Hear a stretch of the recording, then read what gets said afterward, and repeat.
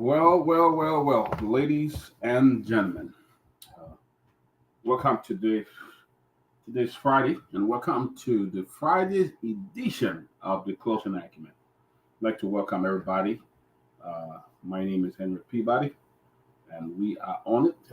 Angle, we have Henry Jala. He's in the studios as we begin this important program. It's good to be here. We are live on the Truth FM and Hot FM as well, keeping you abreast of what's happening in the country. We are doing it, we are rolling, and we encourage you to be part of this great celebration. Susan Payne, good to see you. Christian Roberts, it's good to see you. Thompson B. Boss, it's good to see you watching live from Australia. Good to see all of you guys, man. Welcome to the Coaching Acumen, guys. We looking forward today to another exciting Robert Kadia. Good to see you, man. Mr. Kadia. Nora Hope, the Closing Acumen. Yes, Nora, thank you. Welcome, folks. We ask you to join us to share this show. If you can share it, we appreciate it. We looking forward to another action pack. A lot of things been happening, and a lot of things will happen uh, uh, uh, coming week. But we're excited, man, folks. I'd like to also Mozart Dennis from all the way in Minnetonka. Mozart, good to see you, Mozart Dennis. That name is very synonymous when it comes to uh, uh, uh, uh, photojournalism in Liberia. I think I remember that name. Mozart, welcome to the Closing Acumen. Asata Miller, she said, "Good evening, family. I'm watching from Soul Clinic Community. Good to be on the show tonight." Yes, Mozart, good to see you. Ross Roseman, good to see you as well. Welcome, guys. We are here. If you are watching, we will be on Real Truth FM, Truth TV, and Hot FM as well. Miss Yomtru Kanga, Miss Kanga is watching from Minnesota. This week, guys, Sunday, if all goes well, we are looking forward to have a special report for 2 hours, 1 hour, 30 minutes approximately. We're going to be talking about the life of Liberian refugee in Ghana, the fate after the home were demolished, is being demolished. We will be talking about it. We'll bring you live photos, and we'll be talking to some folks from Ghana as well. I was just in Accra 2 weeks ago, and I saw firsthand the devastating condition that our people live in, and what are some of the situations they are faced with. But again, man, we're looking forward to a very good show. You know what's been popping in Liberia. They've been talking about the Truth and Reconciliation. I mean, the War and Economic Crime Court. It's getting a lot of attention. In fact, today, the former vice president of the Republic of Liberia, Chief Dr. Joa Howard, did write welcoming the TRC, the report, and also the recommendation by the approval by the Liberian Senate and the House as well. So we'll be talking a little about that. I believe it's important, for justice to come. I mean, even if we will reconcile in a way that we will do that, but it's very important for justice to come. We're looking forward to that. Yeah, well, join us. Share the show, folks. Share the show, and also, yeah, Sunday we are still trying to negotiate for 1 hour 30 minutes. Either way, we will do it. But we wanted the folks in Liberia to be part of it as well. But we were on the refugee camp in Ghana. We distributed more than $6,000 worth of food and water to those people, which was just something small. We want the government to get involved. The government have assured us. I had the opportunity of meeting the vice president of Liberia, Honorable Jeremiah Pancon, and he assured me that he was going to get the message to the president. The vice president was very kind enough granted me an audience at his office, and he has showed me that he would do the best he can to get the message across. And I believe action has been taken. I heard the Liberia government just sent a delegation about a week ago to Ghana. I don't know what the outcome of that. I'm looking for a report, but our goal is to give it more attention from what I saw and the devastating condition. People are sleeping all on the streets, sitting in front of the home, young babies, and you got 20 to 25 people sleeping in the classroom. And I'm telling you, the health issue involved with all of that is serious. And I want to just give it some attention. So we're still trying to work behind the line, trying to see what's going to happen. Uh, uh, uh, uh, uh, uh, but we want to make sure uh, uh, that we bring some attention.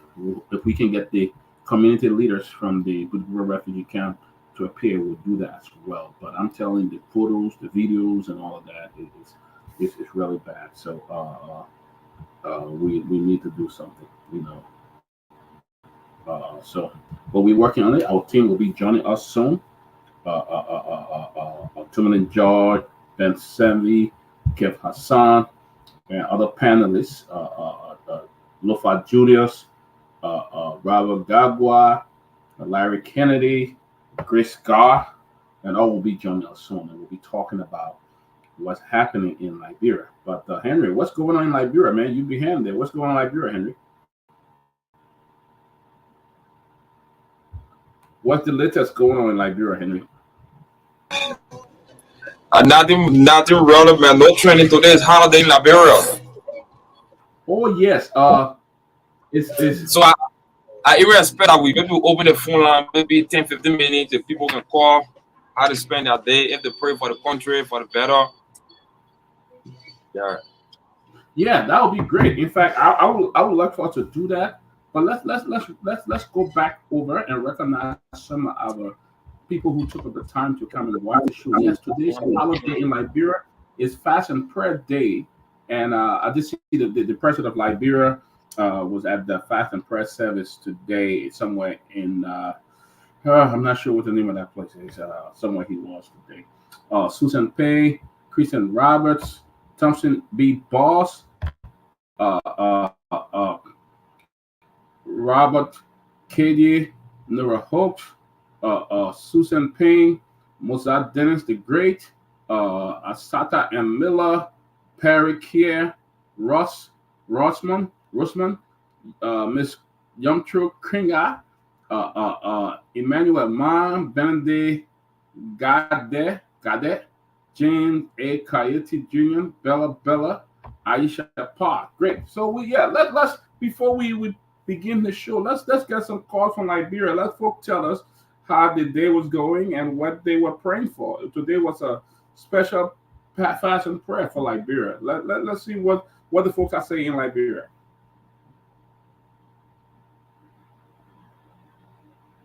Henry, I can't hear you.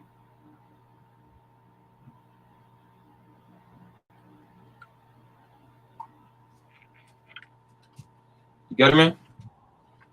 Yeah. Okay.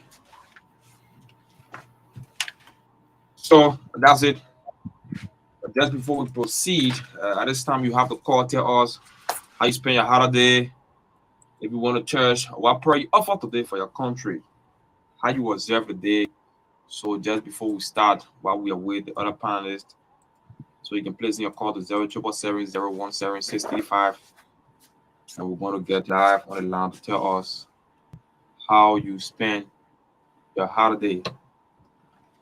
If you want to church, here on the closing document 077701765.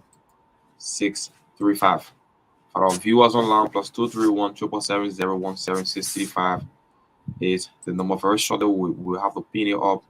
You can also call and then chime in on things as it relates to the holiday. Yes. I saw the vice president. I saw the chairman of the Unity Party today, Luther Tape. He was praying and he was singing great song.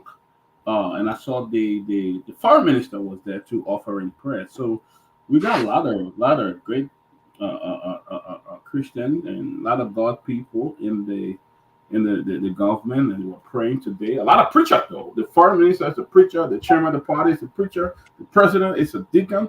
The finance minister is another deacon, a great man. You're talking about whole church in that government. But I think that's a good thing when you have a godly government. Good things should come up. Good things Yes. should come up. More specifically, when you see them honoring the things of God, taking the day very important. Yes, it means a whole lot. Yeah. So Yes, to go to church and then seek the face of God. Yes, it means a whole lot actually for the country. right. Because So they will have to pray, because one thing, if you're not praying for your country, even though other people pray, but you have to be on the forefront just for the betterment, because you reside within that particular country. So that's it. The line is already blinking. 0777017 is the number to call, and then you're going to be live here tonight on the closing document. So the very first caller. Hello. Hello. How are you? Your name from what you join us? My name is Aaron. Calling from Tiboro. Your name again? Aaron B. Sewa calling from Tiboro. Okay, Aaron Senwa. Okay, Aaron, today is. Go ahead. Yeah, I'm spending holiday fine. Bless God. We speak on them on living. Okay. Yeah. You fasted also? You fasted? What I done said? If you fasted, you are not just observing the day, but you say, "Oh, let me fast today. Let me fast from in the morning to 12 o'clock. Suppose let me fast from in the morning to 6 o'clock." My own fasting was from the morning to 10, 11, around 12. Okay, that's good. Yeah, to admit. I hope you pray for your country too. I'm on track there. Okay, that's so good. Everywhere I go, I'll be Liberian. So Yes, that's on track. that's the best thing to do, bro. Thank you so much. 0777017 is the number to call, and then you're gonna be live. The guy saying fasted from the morning hour up to 10. That's good. To this caller. Hello. Hello. How are you? Your name from where you join us? We think I'm also Sanakwe from Painesville, Omega area. And you see, the war fasting is relative. Praying for the nation is our goal. That one is not need to be asked for. And for us, not because the government call for fast, call for fast, we do our personal fast for this nation, because the Bible says we should pray for our leaders. So it's not about people deciding only on that. The nation needs revival. The nation needs prayer, because people say have grasp and malices within their heart. So we need to pray and fast for this nation. Even at this very time where we are, we can look at the atmosphere. There is great division in this nation. People need to pray and fast so that we'll be united. So prayer and fasting is not just one thing. It's a continuity for us in the ministry. Thank you. Okay, Chief. Not just one thing, not just for today. Today is another historical day in Liberia, Henry. Yeah. Today's April 12th. I don't know where you were around. You probably was not around, Henry, around that time when we had the April 12th. I think it was the April 12th riot in Liberia. And that was a major stuff going on in Liberia at the time, and that people remember that. People remember that what happened in Liberia at the time, April 12th. So April is a unique day, and as the caller said, that Liberia need prayer, and everybody, we do need a lot of prayer for that country. There's a lot going on. There's a lot need to change. A lot need to happen, and we do need a lot of prayer. But our folks will be joining us very soon, guys. We ask that you share this. Today's a national holiday, a national fast and prayer day in Liberia. Calling everybody. The president declared that everyone should fast and pray. We just have our Muslim brothers that they're the fast and broke the Ramadan. They had a great one, and they were also praying for our country, our Muslim brother and sister. So guys, let's let's get this going.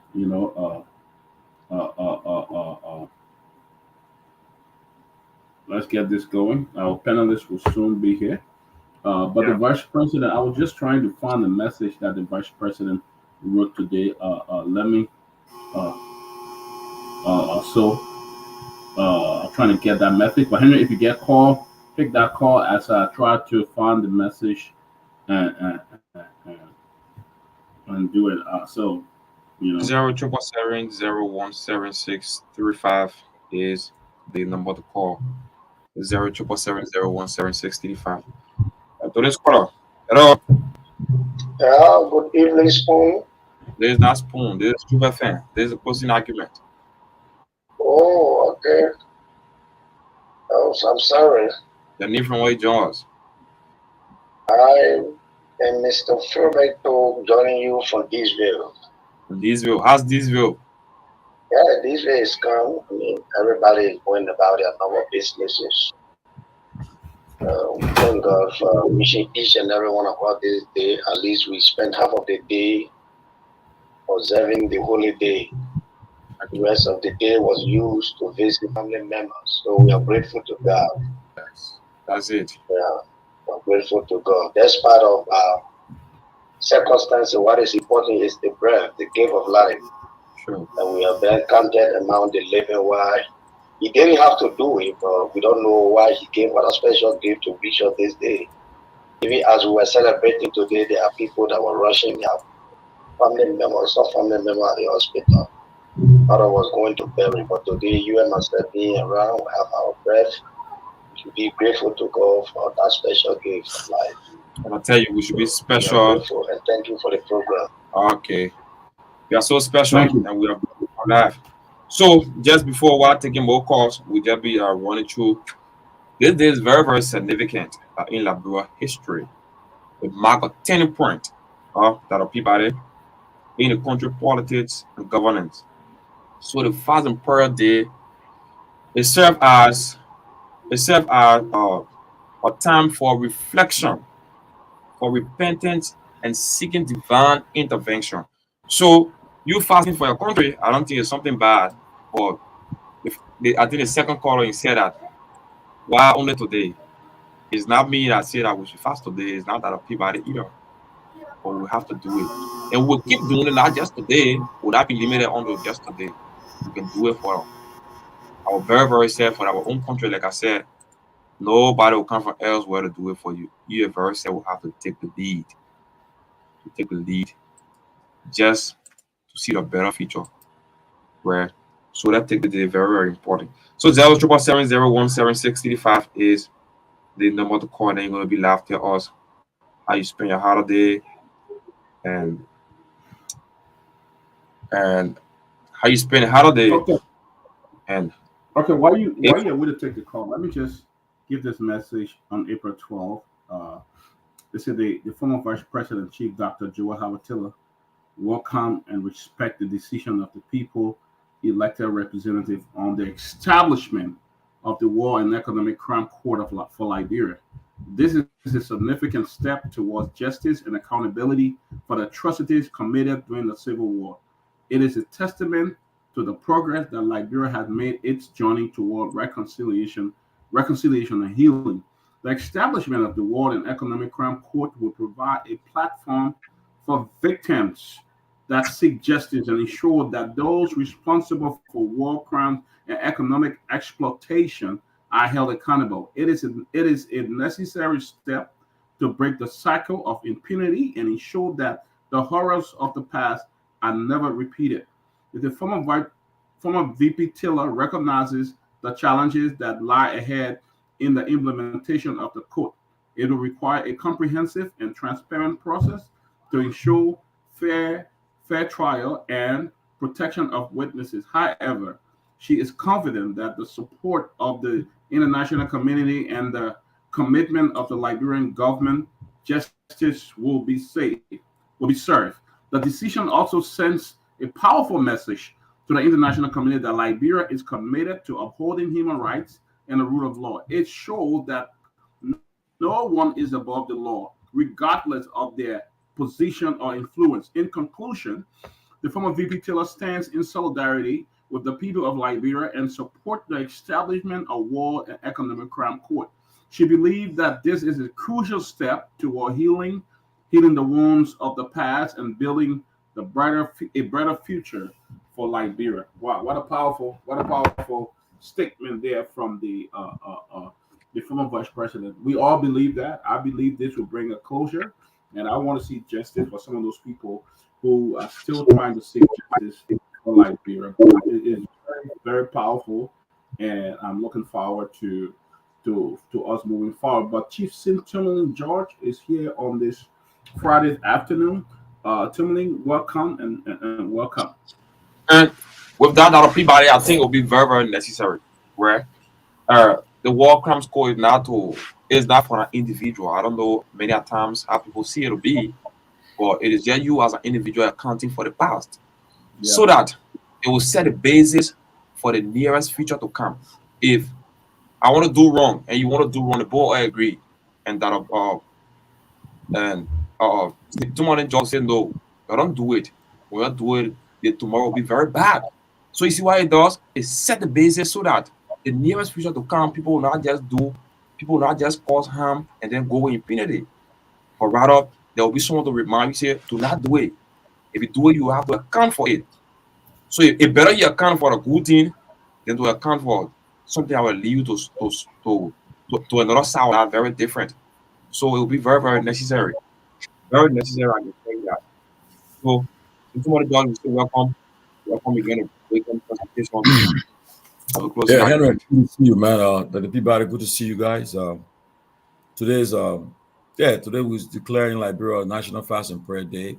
But also, I heard you talking earlier.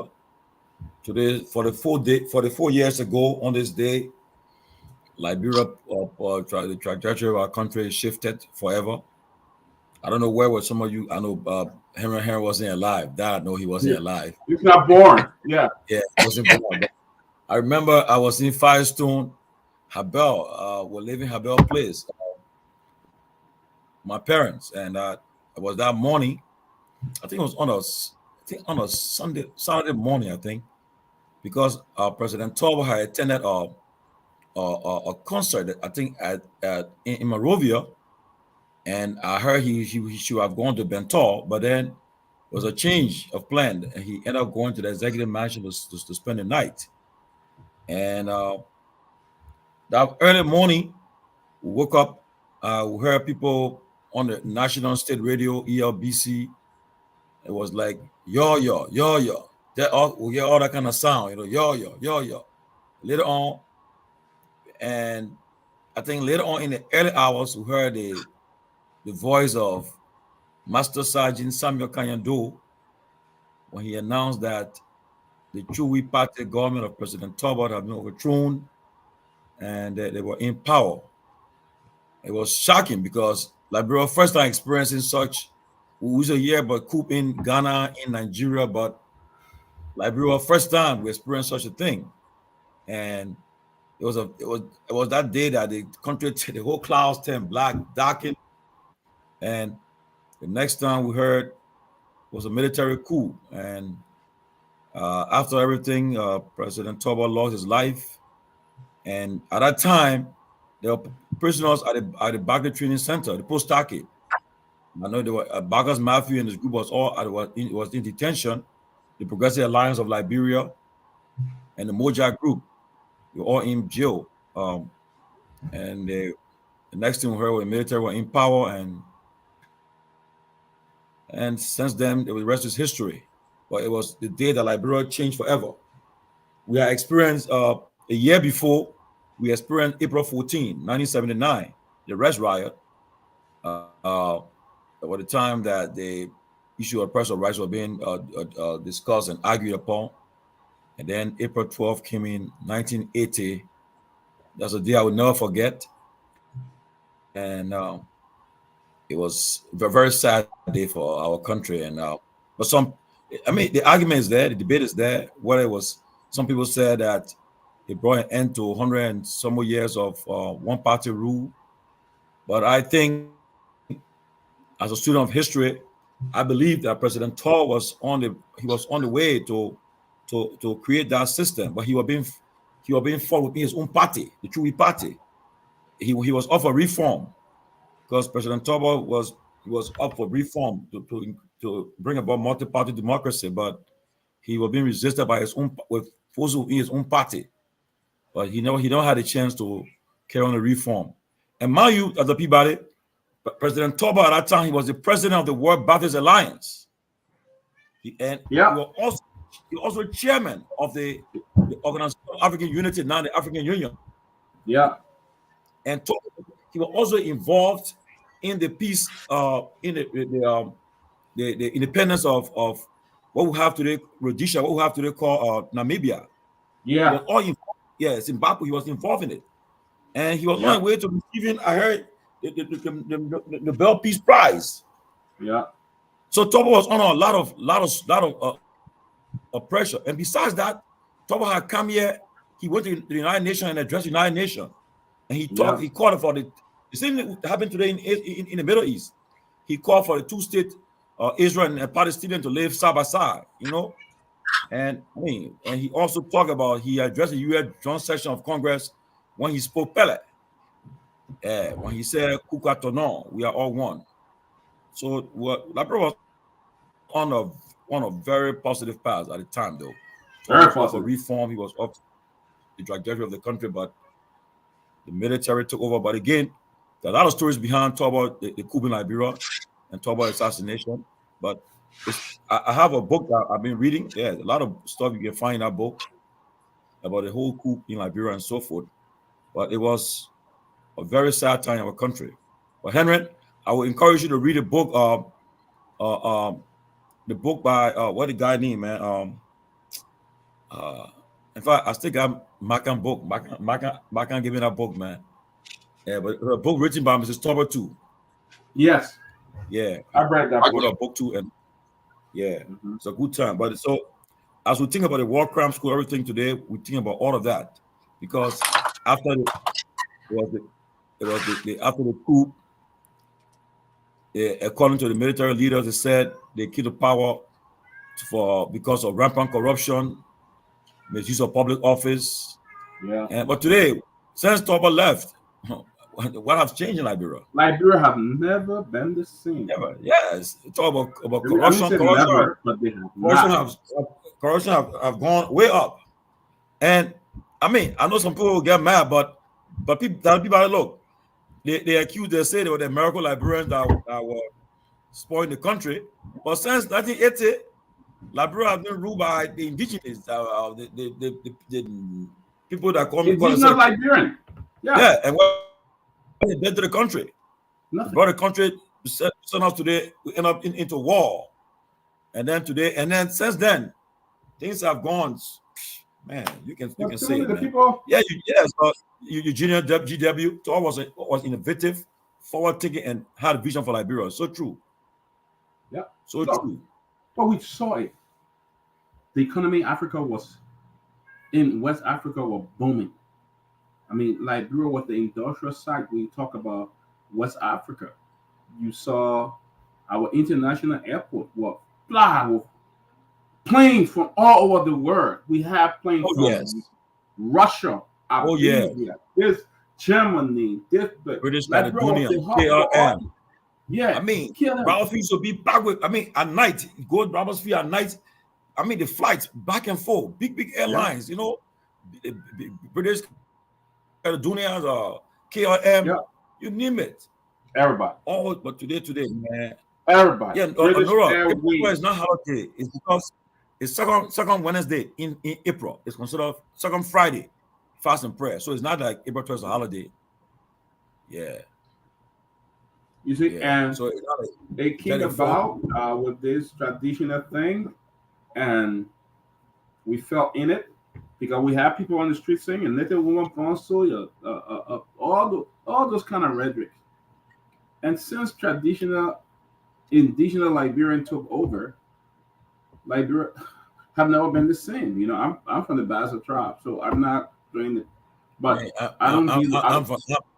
we're from the real Bassa. My part from River says. Yeah. My mother from Yeah. Bassa. I was But, born and raised in my Gidi. we saw how liberalization was being put in place. You know, Toba was fighting towards that. We saw, I mean, everything. The economy, the Liberia was so respected around the world. You live in Liberia those days, Yeah, you didn't even need yeah, a power what anyway. you see? Yeah, what Nuraho said. A bottle of Coke was 15 cents. Brown Yes. bread was 8 cents. So true. Yeah. Texas So was true. 15 cents, 20 cents. Texas. Yeah. Broad Street and other places. You travel there at night. Hotel Africa, I think one of the first 5-star hotel built Yes. in West Africa. Yeah, and You they had know? the Ducal Intercontinental Hotel, Ducal Palace Yes. Hotel. Yeah. Yeah. You know? You look at the other hotel, they had the conference center. You know the conference center? Yeah. I say I went there 2 years ago, man. The place is gone down. I mean, that's gone down. You know, man, look. And these are all now. No, but you know, I gave Peabody you went at the PHP place, right? The park. And when Yeah. Yeah, I was there. Where President we have built a park. And that's and the minister at the time, Minister Chokampu, you are telling me about you're telling us about the Unification Square. That's where the 13 official government were executed, and they turned into a memorial, into a memorial or park now. That was a great memorial park, though. Unification Park. Yes. Yeah. That was a great 13 of our fellow compatriots were executed on April 22nd, I think, April 22nd, 1980. And what they were executed for? They said because they were engaged in rampant corruption, misuse of public office, nepotism. And today, I mean, anything have changed? The same thing. Yeah. Same thing. In fact, and we have even fought among ourselves more. We have killed each other more since April 12th. Since April 12th. We had this big war that destroyed the entire country, that put Liberia at the bottom of every country in the world. Liberia can be compared to countries like Haiti, and other places, put us at the bottom. And since the war, we have not recovered. Even countries, other countries have not recovered. That came after us have recovered, and they are moving on. They are developing since April 12th. Liberia have not been the country. Our respect and dignity on the outside world just went away since April 12th. You know, so we have not put it together. Grace, welcome. Yeah, Grace, good to see you. But Grace, Grace, you wasn't around April 12th, right? You're not born, right? Really? Tomalin. Good. You sure you're around that time? Yes, I was born. For real? You can ask Ben Sanvee that because when he was born in 1985. No, Ben Sanvee was born in 81. So Ben is the coup. No, not around with the April 12th coup. Wow. I was a very young man. Yeah. Where were you that day? Where were you that day? I was in Monrovia. You're in Monrovia. Okay. It was really quiet though. It was really quiet. You talking about 1980? Yeah. 1980, April 12th. I was a small man, very young. I can very remember young, very 1980, young, April 12th. I only remember Great wasn't born. 1982. Yeah, Great was not born. Also, you're born 82. Okay, I see. No, what? I wasn't born 82. You want my friend to come film on the thing? I said I get 1980. I remember slightly because remember now I told you guys my mother was in government from 1960, so she worked with Torber when he was executed. So 1980, I have a slight memories, but then 1982, the reason why I remember vividly 1982, because my brother died in 1982. Peabody Harris, there was a car accident in 1982. I don't know. Oh, that they were having something. They were having a weekend. Wake. I think okay. Oh, your brother want to do that. He was the only boy that died in that accident. Yeah, he was the only boy that died in that accident. There were two ladies, two girls, Hawa Reese and one other girl, and my brother. They were the three people that died in that accident. Wow, I have my sympathy again though. Yeah, so I remember that, and I came down because I was in Bromley. I was very young, and I came down, and then You know, now I started seeing a lot of soldiers, and you know, then it started to bring my mind that the government had changed. You know, that 1980 there was a coup, and all of a sudden when we were on Bromley, they had a lot of, you know, crime women, girls go on Bromley at that time because they were in power now. You know, not I'm not being tribalistic here, so don't get me wrong. But when we were on Bromley, I went to Bromley when I think about 8 years old. They sent me back and they brought me back. Like I was like 9 years old, you know. So it was those it fits in and out. But yeah, I remember, and a lot of crime girls came on the mission now because the people were in power, so they could go to schools like from the mission, and they came there. They started enrolling into the schools, and we had a lot of crime names. And then it started to remind me that, you know, the government had changed, and there was this new president in place, and he did a coup, and he killed a lot of people, you know, and yeah, yeah. So I remember that, and we I don't know if you remember, but there was a lot of army people in the country. There was a lot of guns because I left Oh, the but yeah, but mission. our military government now, so they had the military were in charge. So yeah, Yeah, remember, yeah, there military was a government. lot of guns all over the place, and we used to see them riding around with their guns in the air. And I remember that vividly because now my mother had to go to serve that government. They used to come for her with guns and, you know, soldiers, people, and all of that. And there was fear as children. I think people, I can remember, we had a lot of fear in us because of that. Because we're not used to that. Remember, we came from a country. Well, we're not used to that kind of thing. We used to go to Christmas party. They used to have things for us. We used to go to summer camp, not really, you know, vacation camp and stuff like that. So we had a lot of good time. All of a sudden, everything was just taken away, and we just saw the army people with guns, and they were everywhere. You know, people were dying. It was just a lot. It was just Yeah, a lot. it was a sad time in the country though. You know, a very sad time. April 12th, we'll never forget it. And on and anybody in the student of history, even if you wasn't born that time, but you can read the history of our country and realize that it was a day that Liberia changed forever because we had experienced the 1979 Rice Riot, as I said earlier. First, what they call it, April 14th, 1979 Rice Riot. Then April 12th came in. And April has been a very terrible month in our country, though. We had April 12th, they had April 22nd, then they had the LU incident in April, then April 6th, and so forth. But I pray, we always praying that Liberia should study that past no more. But again, when you see things happening in the country, and that's why it's important that we come to the understanding that the issue of the war and economic crimes court is very important that we finally bring it closer to that chapter in our history because that culture of impunity continue to permeate in our society. It shouldn't be. It shouldn't be at all because if we do not bring it closer to it, tomorrow somebody can get mad tomorrow and pick up arms and say they want to disrupt the whole process in our country. So those that's why I give credit to the legislature and President Boyka for championing this war economic crimes court. As I've seen the draft of the letter of the executive order and everything that coming towards it, I pray that it will be implemented to the fullest. We have the necessary funding, and those who bear the greater responsibility for committing heinous crime against humanity should have the day in court. You know, should have the day in court, and let us bring it closer to it because we just cannot.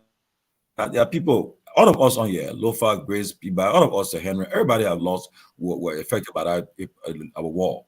You know, for the first time, I saw my father got tied and subject to, you know, yeah. Let me tell you a short story.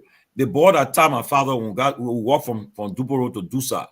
When we got to Dusa, then they seemed like probably got arrested because they said he was chief of security. So the boy that tied my father right after the war ended, when my dad was director of security at Ministry of Finance, and the boys were clean shoes.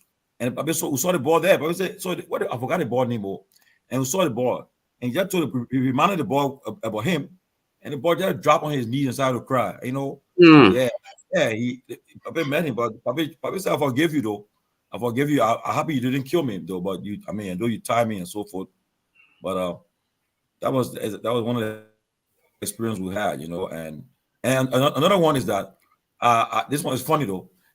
Grace and Lofa were walking on the line to Fender, walking, and then we came on Tuporo, and I had my young girlfriend at that time, right?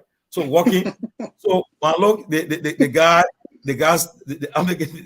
said, the Junos days when they stop you keep on walking. So they stopped the girl. So she stopped the girl. So I look at behind. I say, you better go. You better go. And my man, look, we kept walking. But later on, as we went to the other checkpoint, later on, our family came and joined us there. The other day, I was talking about it. I said, yeah, went through a lot. There was a time where it's just so your talk for themselves. You can't talk, and you can't. If somebody stop you, you better continue to go. But it was a very sad time, but as I would say, I support the War Crimes Code. That is just be done fair and transparently, so that people can come and face the accusers, and let's bring us closer to this War Crimes Code. But the way you see about the War Crimes Code before Lofa came, I don't think Lofa got anything to say. Lofa was born in United. Lofa, you Grace, you must have woke up on the wrong side of the bed just to come for me today, right? But it's good though. Lofa, were you around April 12? No. 1980? No. I said I was born in the 80s. No, I wasn't born in like 1980, but I'm not going to say what year of the 80s I was born, but I was born in the 80s. Now I was born 85. I was born 85. You were born 85? Oh, but then you got nothing in the topic, Lofa. Well, no, but I mean, you've been reading now. Oh, you've been reading.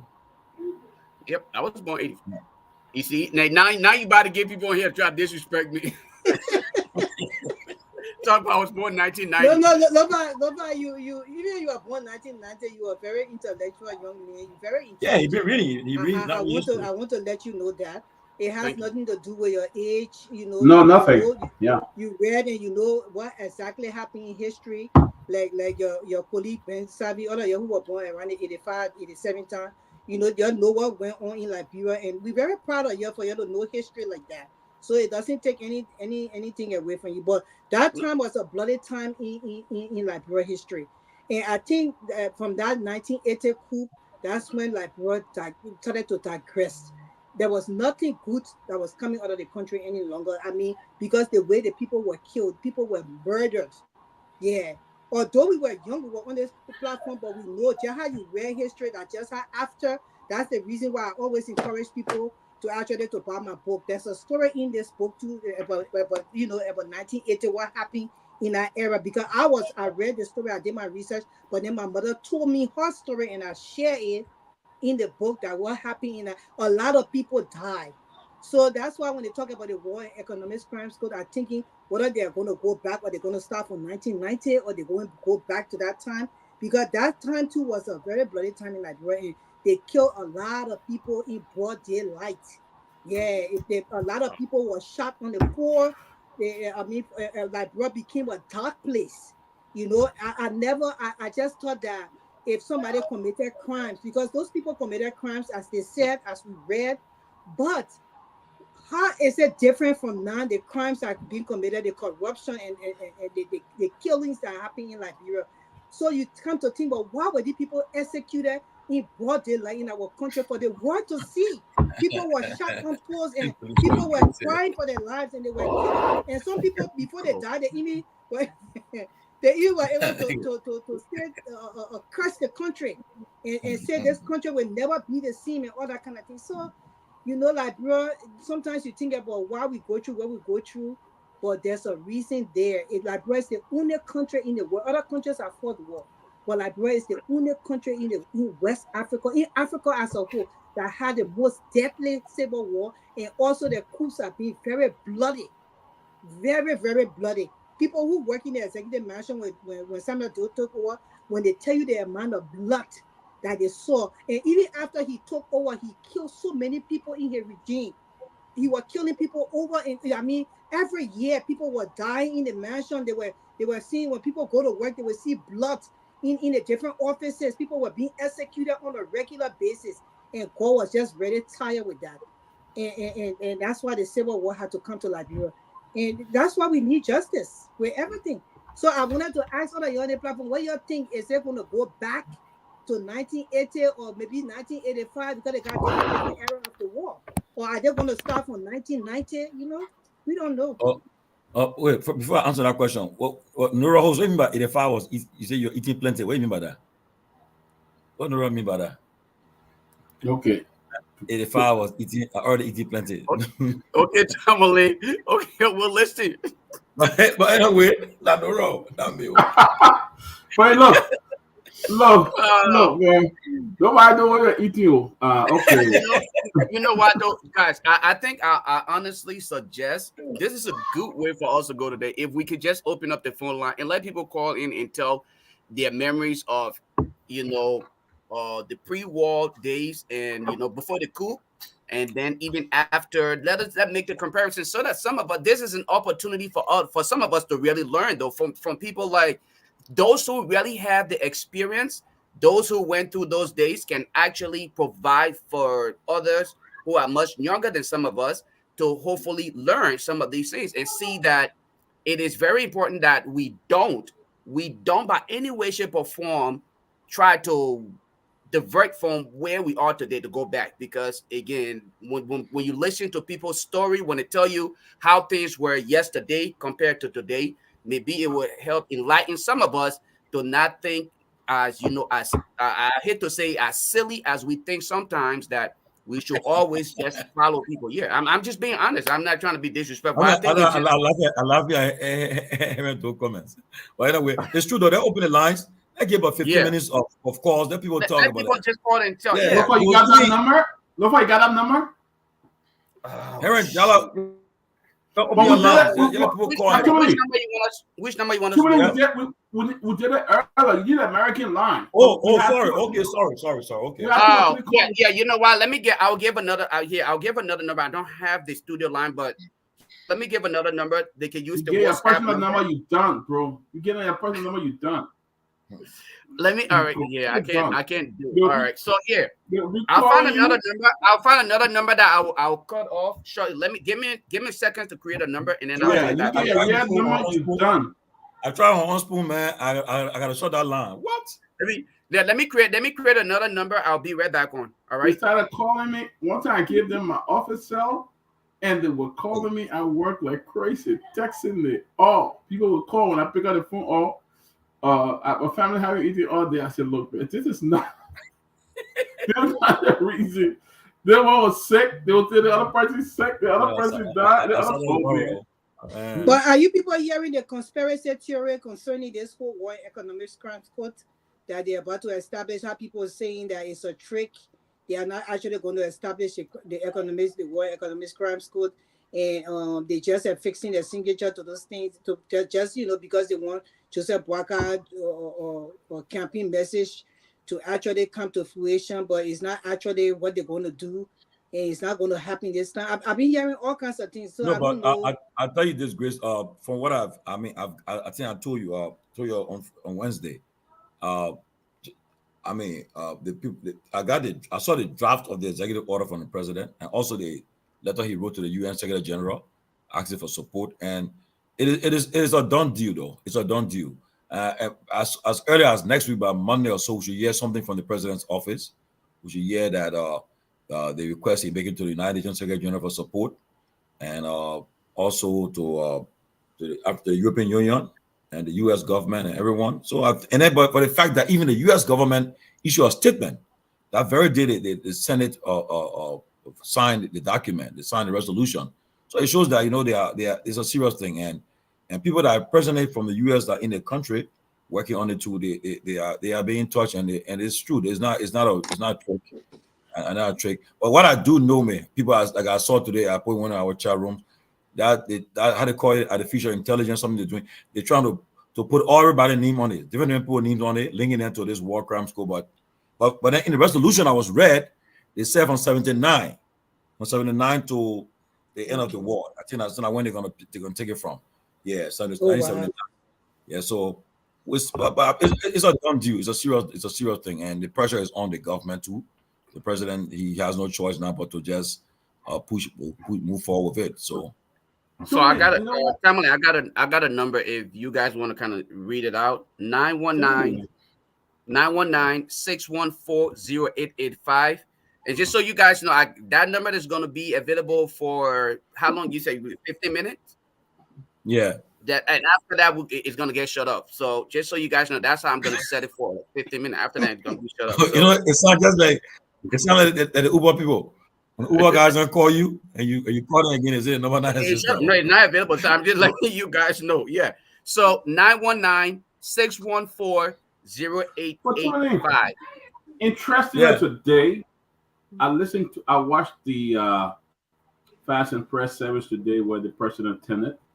And it was interesting that the chairman of the party was a reverend. He came out, he prayed, he sang. The Minister of Foreign Affairs was another reverend. She came out and sang. And the president's a deacon. I mean, it was the Prime Minister. I watched it earlier. But you know what I noticed about people? Look. If I was a pastor or a bishop, and I don't care who it can be, like enter my church, I will not do extra. I will not pretend. I won't do extra. I saw at the Pastor Simeon Domba Church. I think he was leading the service. And when they called people to pray, the people would be praying. Everyone they were praying that they saw the vision or whatever the case. They be fasting and the Lord have told them this thing. No, be real. I mean that God speak through you, and let it happen. But you don't have to pretend and show off. You're right. And what I observed, our people when they see somebody top from the government that come to the church. Thank you. They get more spirit. Wow. They're not being led though. They're being led by that present presence. They want to praise them. The Lord said, I mean, I don't know. I'm not going to but I just don't see it.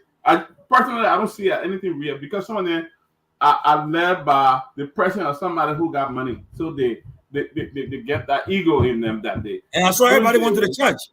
In Johnsonville. Tell me now. Hold on, normal fast and prayer. Normal fast and prayer day. You see the people there. Oh, go ahead. Hey. Call your name and where you calling from. Let's hear from you. Yeah, I'm calling from Des Moines, Iowa. My name Alice here. Alice, let's hear from you. Go ahead. Yeah, 1990 because I was born in 1772. Okay. Yeah. Oh, you're younger than me. Now my age group, the girl born 72. I experienced it. Go ahead. We're listening. Yeah. So in Grace, maybe our own Bromley Mission Grace, I was living with Mola Deer. I was living with Mola Deer on Bromley Mission. What did the girls living with Mola Deer? Nice. Okay, go ahead. So you were living with Mother Dear in your apartment that was CNN. Tous were living with Mother Dear. My mother Clark and one other girl. What did the girls living with Mother Dear? Okay. Yeah. It's nice to hear your voice, my dear. We all were on that mission. We went through our own stuff. Yeah. All girls. All girls school. Yeah. I experienced the war 1980. I experienced the war because I was in Jalata. That's where we experienced the coup. Wow. Yeah, but all girls. Thank you. Yeah. Thank you, Mom. Thanks for the call. Thanks for calling. All right. Yeah. Yeah, imagine she was supposed to talk. We're all girls in our mission. They train us. We used to, we were trained. We had etiquette training, how to take care of ourselves and everything. I don't know whether we still have that in our door, but we have fun in our mission.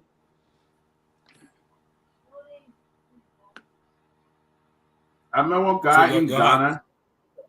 No? All right, let's go. Let's hear from you guys. Go ahead.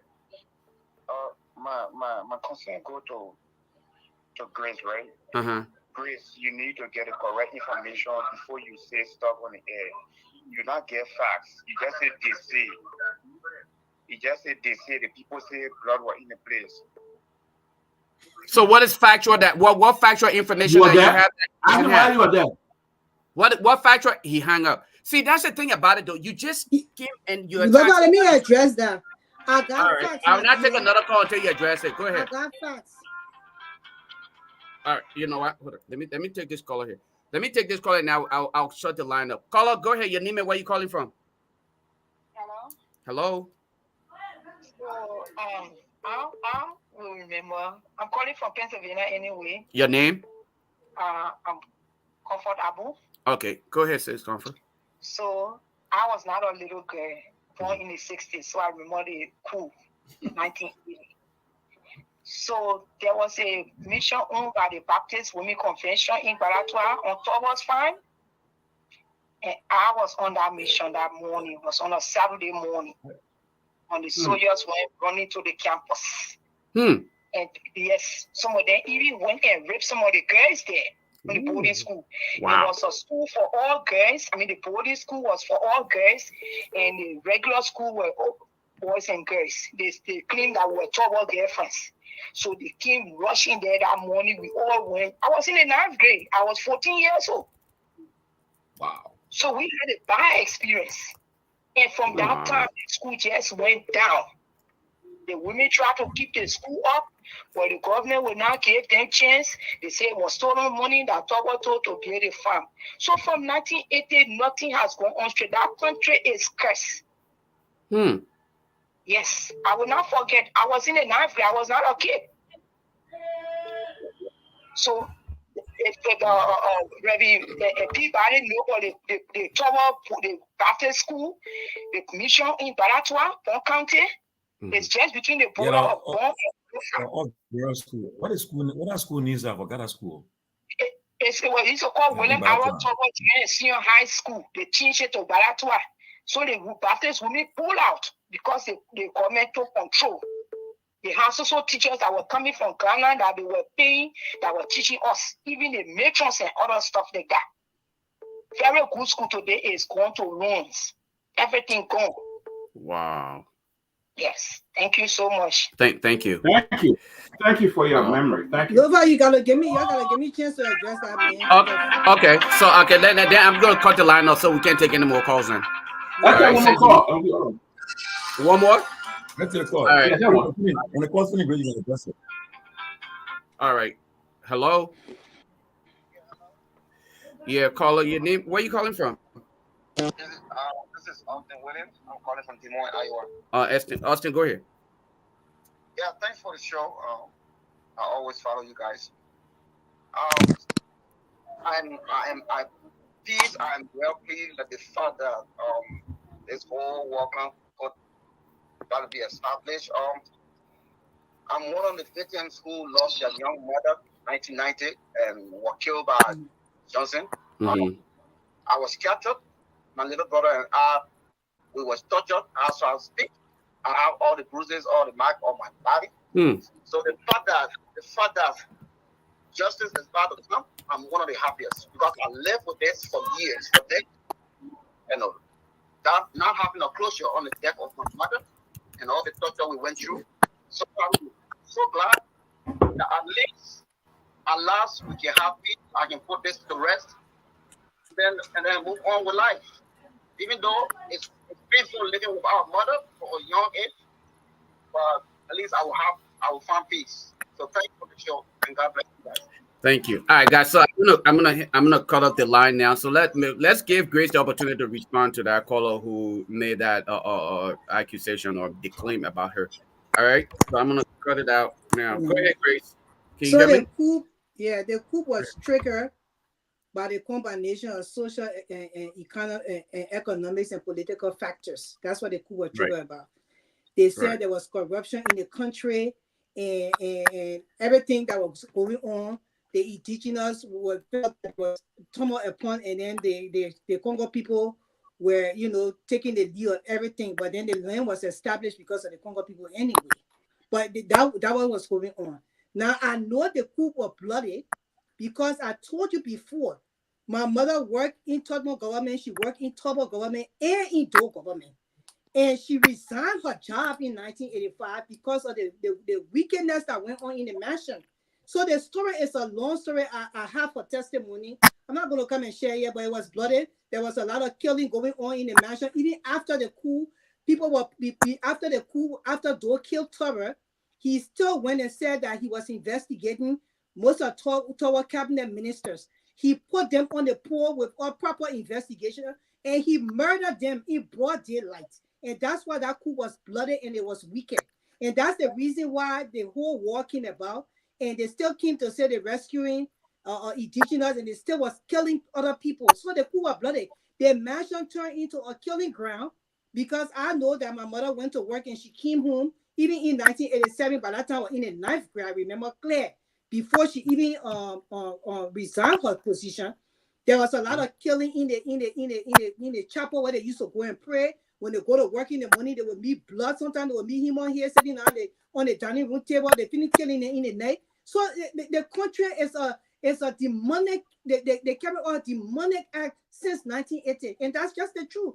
Our people, most of them, especially these young children that are born these days, they don't want to hear that. But that's what went on in Liberia. That's what went on. When men, now the corruption that goes on in Liberia, if the people investigated and they put on the point and be executed on firing squad, you know how many people will die in our government right now? The whole government will be executed. So let's just be clear here. What went on in 1980 was totally wrong. There was a coup, yes. Okay, the president was killed, which was wrong. They should have caught him and put him on trial. They killed him, and then they did not leave it there. They executed majority of his cabinet members and people that work in the government for no reason, under the disguise that they were corrupt. And they had no proper investigation to prove that these people were corrupt, compared to today, where the money is given to Liberia to carry on work in the country. A certain group of people take that money and they share it among themselves and become rich and build houses and mansions. And their children come to school here in the States. That I heard Senator Evan Snow say the other day that his children live in America. You know, and while he's in Liberia serving in the Senate, you think it's supposed to be like that? My mother was major correction working SSS. Her children never came to America under that. We stay in Liberia and went to school in Liberia. Why are their children here and they live in Liberia? Because the money is not trickled down into the economy, and that's what we're saying. The coup of bloody Liberia needs to make a 360 change, and that's why we are happy that the War and Economic Crimes Court is about to take place, so these things can be, so justice can come to our people, and accountability can be spread around the people. There are people who are corrupt now, because today we cannot put them on firing squad. They will pay for their crimes for going to prison, and their assets will be taken away from them because they stole from the country, and that's why we are here to talk about. Thank you. Okay, guys, welcome, Larry and Robert. Before we're just talking about today, Larry. Larry, you're a professor, so I know you've been around for long. So, but we're talking about 1980, when the event that led to 1980 and after 1980, and what your experience, where were you that day, and so forth, and how can we reflect on how the trajectory of our country changed since that day, and where are we today? The reason why that coup was staged. Have we changed the country? Are we still are we better off today than yesterday in 1980 or what? I mean, a lot have changed though. We have multi-party democracy. We agree. We have a lot of stuff happening, but our country is still we have not developed yet. We're still the same. In fact, I was told that most of the projects that were carried on by Samuel Doe was the project that Torbert earmarked, but he never had a chance to implement these projects, and the coup came. But that's what we're discussing. How the lines are open. But you can just give your perspective, your thoughts about the day April 12th, and then Yeah, I was actually just a few months away from leaving the country. In fact, I was still a kid. My mom was getting us ready to get out of Liberia when the coup took place. That even kind of accelerated the process to try to get out of there, because I mean, the history of Liberia, I was living in Jamaica Road. I was attending back then, I was attending St. Patrick's High School, in 7th grade. But the coup, other countries have had civil war, other countries have had coup d'etat, like what Grace said earlier. Liberia just seemed to be Liberia is just different. Let's just put it that way. When it comes to certain things, Liberia is just different. But before the coup, Liberia seems to be in terms of economic development, right? Not the social justice part of it. In terms of, Liberia seems to be on the right trajectory for economic development, but it wasn't shared equally. It wasn't shared equally. And to Grace's point, it was that unequal sharing of the wealth that led to the coup. Because just how the American Liberians, they were treated poorly and bad over here in the US, even when they had a riot in Virginia right here in America, and then the governor at that time in Virginia, James Monroe, said, look, we got to get these people out of here, when they formed that whole ACS thing. And it took these people that they were treating badly because of the uprising in Virginia. They said, look, let's get them over in Africa. When those people that ended up in Liberia, they started treating the people then there the way how they were being treated over here. They started enslaving them. So that whole mindset of, treating people, that unequal treatment of people, it's like a pot of water. You put it on a stove. It just start heating up. That will eventually boil over. And it boiled over into the coup. But like Roosevelt said back in 1941, it was a day that would live in infamy in Liberia, because it set the precedent. Because when Doe came in, and like what Grace just mentioned, by murdering the sitting president and members of his cabinet, it set the precedent that it was okay to murder presidents in Liberia because there would be impunity.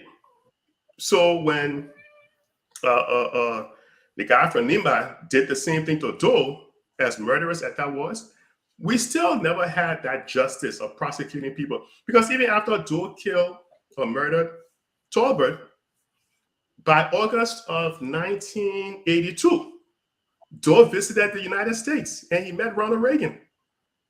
That's when Ronald Reagan was calling him Chairman Mo. But America, that should have sent the message that it wasn't okay to do these things. America welcomed Doe. He had a state visit. It's not easy to get a state visit in the US. I think the last person that had one of the largest state visits, where even a ticker-tape parade, was Emperor Haile Selassie. He had a ticker-tape parade downtown Wall Street. But Doe was welcome, So that sent a bad signal that it's okay to do these kind of things. And then when you look at because look, I'll tell you this. When I left St. Patrick's and I came in and started attending school in New York City, the education system in Liberia was so good, because the way I used to do my homework assignment, the teachers then used to look at it and say, wow, I said, this is how we did it in Liberia. It was just, that's how we expected to do it when I was attending St. Patrick's. We did it that particular way, But if you look at places like Burkina Faso, they have so many coups d'etat. Look at Mali, so many coups d'etat. Africa just seems to have all these forceful overthrow of presidents. Before Burkina Faso changed their name, what were they called? Upper Volta. They changed their name, I believe, in 1984, 86. They changed their name from Upper Volta to Burkina Faso. Huh? Yeah, when Sankara took over, yeah, you're right. Yeah. So they changed their name, and Burkina Faso means land of the incorruptible. But the place is so corrupt. They have so many coup within coup within coup. There's something inherently wrong with places like Liberia, Mali, Burkina Faso, that they can't seem to now move forward. And when they had the coup, all of the technocrats, again, we had injustices in Liberia, don't get me wrong. But when all of the technocrats left Liberia just ended up in this vicious cycle now where they can't seem to move forward. We have all of these minerals, all of these resources, but we just can't seem to move forward. So what we lease our resources. We do concessions, but concessions don't develop a country. They just make an ineffective government look as if they're doing something, but they're not doing anything because they're not taxing the people. They're not raising revenue from taxing the people. They're just getting money from concessions, so that people don't really riot and do all of the rioting that you see that happened like in the Arab Spring, because the people are being taxed, but they weren't actually benefiting from it. So, like I said, President Roosevelt said it, when the Japanese Air Force attacked the U.S. at Pearl Harbor, the day that would live in infamy. April 12th, that's kind of the equivalent. And we haven't seen Liberia change. And I don't know what it's going to take for Liberia to change. I don't know if you guys are optimistic that Liberia is going to change in the next maybe 5 to 10 years, but hopefully. I give up a long time. I have given up. I've given up because I haven't given up. The mentality is not changing. It's not. From government to government, the same mentality. Nothing changed. So the mentality is not changing. I'm very optimistic. But I believe the last. Yeah, I'm very optimistic. But I believe the last chance. The last chance we got will be this. I'll tell you now. The last chance for this generation of ours is 2029. If we miss it, forget it. We should forget it. So that's why that's why it's important that this the War Economic Crimes Code can provide that level playing field. So that people compete.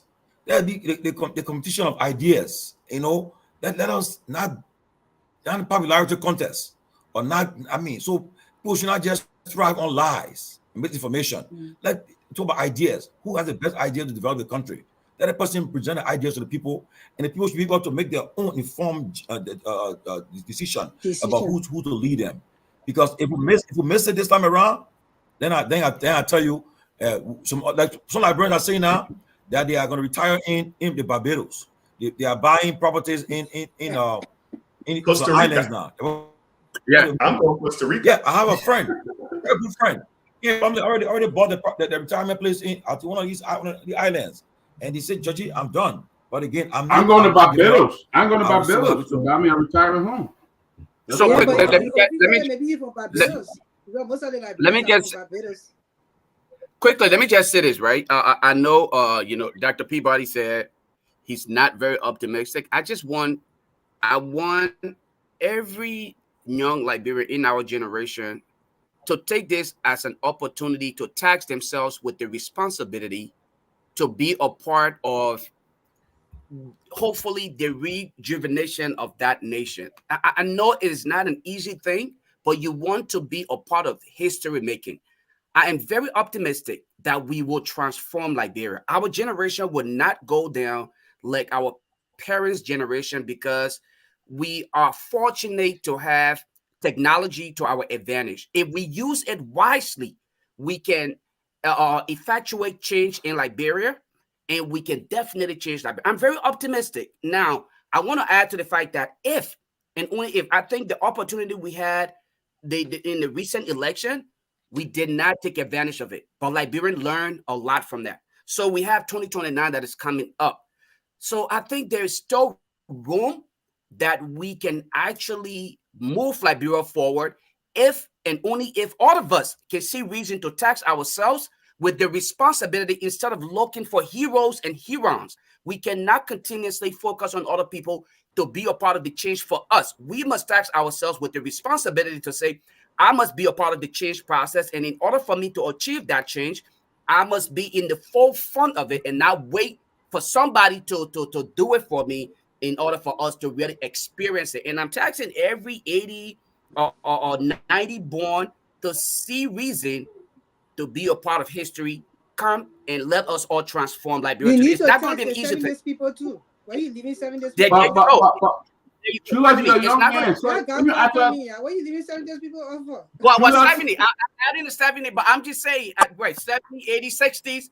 All of us need to come together and see reason to tax ourselves with the responsibility to make sure that upon our departure from Earth, we will be remembered for something positive in history, and that is leaving behind a country like Liberia, where others will feel proud to come and retire, and knowing that we have done our part to make sure that the land is available. It's not going to be easy, but we can do it. It's not going to be an easy thing. I'm pretty sure. Yeah,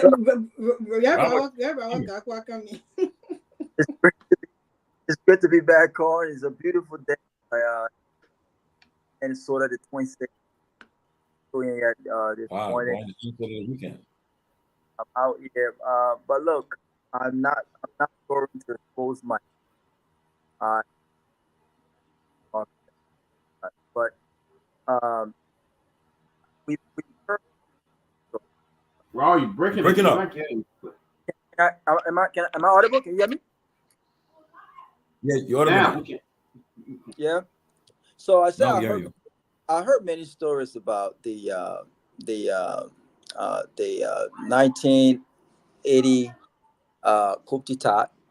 But what was interesting though was that um, what led to that, the 1979 rice riot.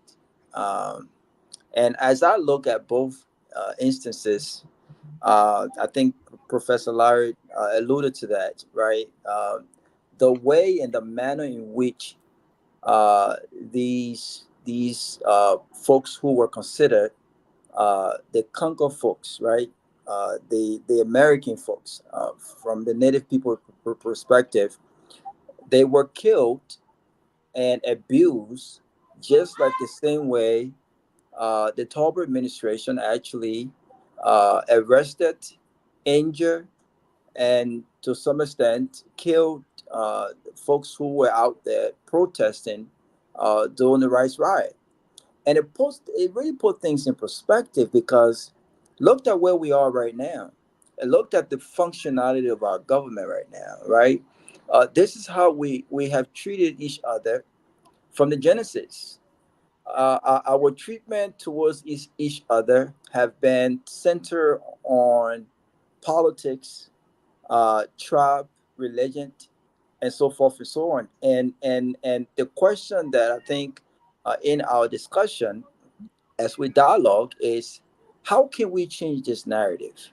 I mean, the Ben Minister. I was reading the autobiography of Mr. Yenfo, and there were a lot of things that were said in there that I just could not comprehend. The fact that they decided to spare the life of Ellen Johnson Sirleaf, the fact that they put her in a military vehicle, and had her watch those 13 folks, officials from the Talbot government, that were tied on a pole by a firing squad. I wonder what they could have been, what they could have been thinking when they saw Ellen Johnson Sirleaf watched as they got killed. I don't know. Only God knows exactly what the essence of them, sparing her life. But it's this darkness, this cloud that have overshadowed our country for so long, and it seems as if we have now learned our lessons. And look at what happened. The same way Dole was captured, the same way Tolbert was murdered, was the same way he was captured. But there is a story. If this overthrow of Tolbert was based on the tiredness of the native Liberians, or perhaps you can say we want our country back by native Liberians towards the Congo folks. And I consider myself a native boy because my father comes from Trade Town, right, in one of the remotest part of Liberia. He came into Monrovia in search of an education and a better life for himself. So as my mother, right? But why was he killed by another native man? Why was Doe killed publicly, worse than Toba was by another native man, right? And so as we reflect, I think it's important as young, old Liberians, even those that are unborn, this story continuing to be told. Was all of this worth it? Where we find ourselves, all of the pain and suffering that we've endured, where we found ourselves almost after 70 something years, 170 some years, was all of this actually worth it?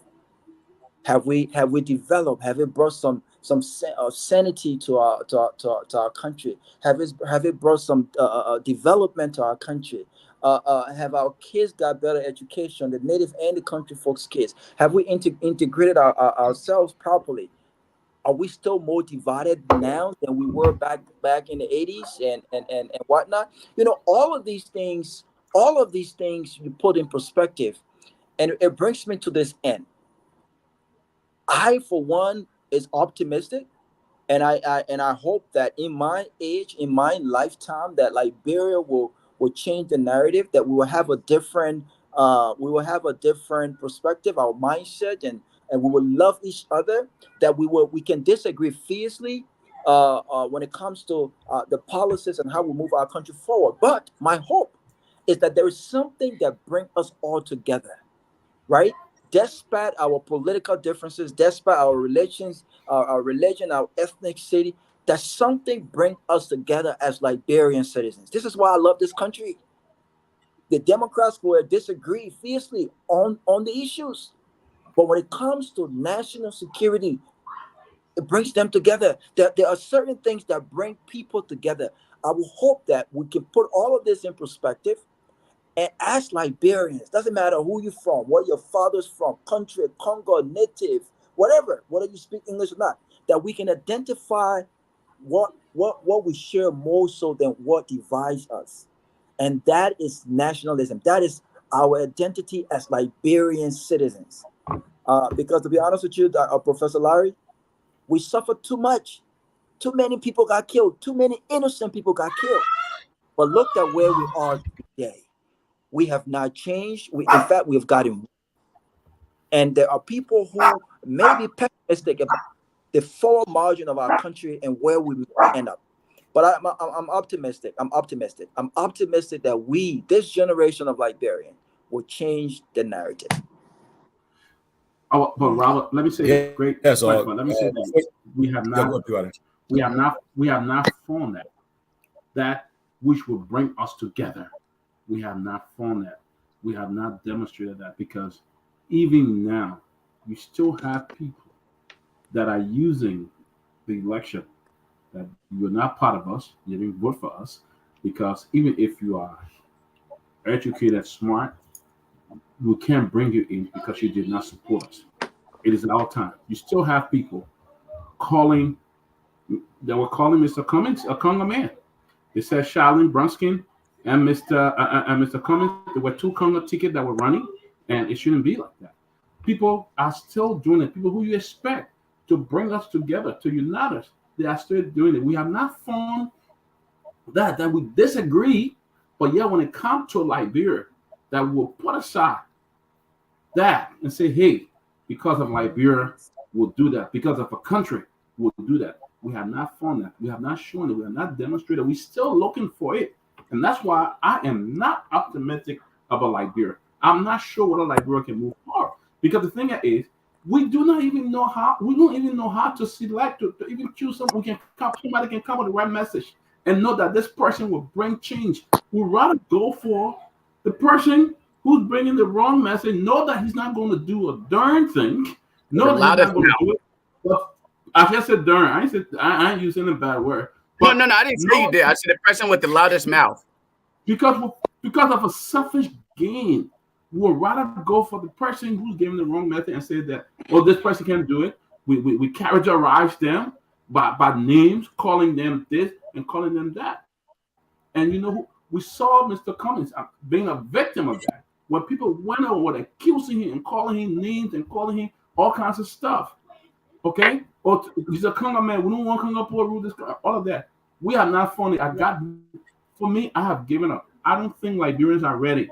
If Liberians are ready, we'll see about the decision they make, especially in electing leaders to lead them. Liberia is not ready yet. And I don't think we'll be ready anytime, because everybody's going there for personal gain.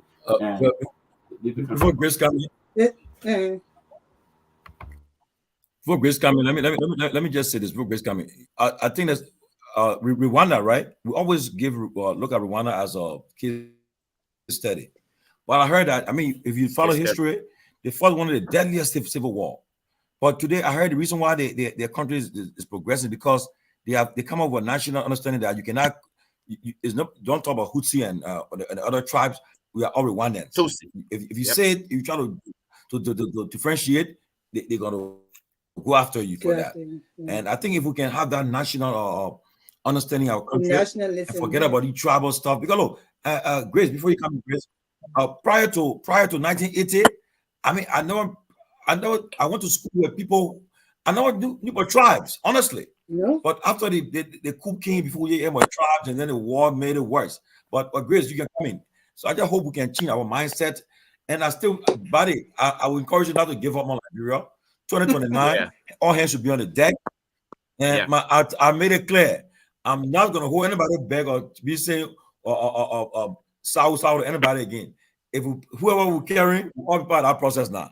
So that's the mindset I got. But Grace, you can come in. Yeah, but I would like to. Somebody said something about Genesis. Let's start from the Genesis of Liberia. This is very serious because tribalism had destroyed us badly. You know, the Genesis of Africa as a whole, the slaves were sold into slavery. The Western world, the Western people use that as you sold your people to us. So those people that went back to Liberia, they were from Africa. But the Liberians or whosoever were in that particular land, because the land was bought by the ACS for the people that left here as slaves to settle in that area at that particular time. History don't tell us what they always say, oh, history says some people were there, they met some people there. Some of the history say they never met some people there. Those people who were passing there, they were squatters. They were not actual on that land, but that land was bought for the people who left here to settle back into Africa. The ones then who said they were not going to stay here for bread and butter, they want to go back to the mother's land.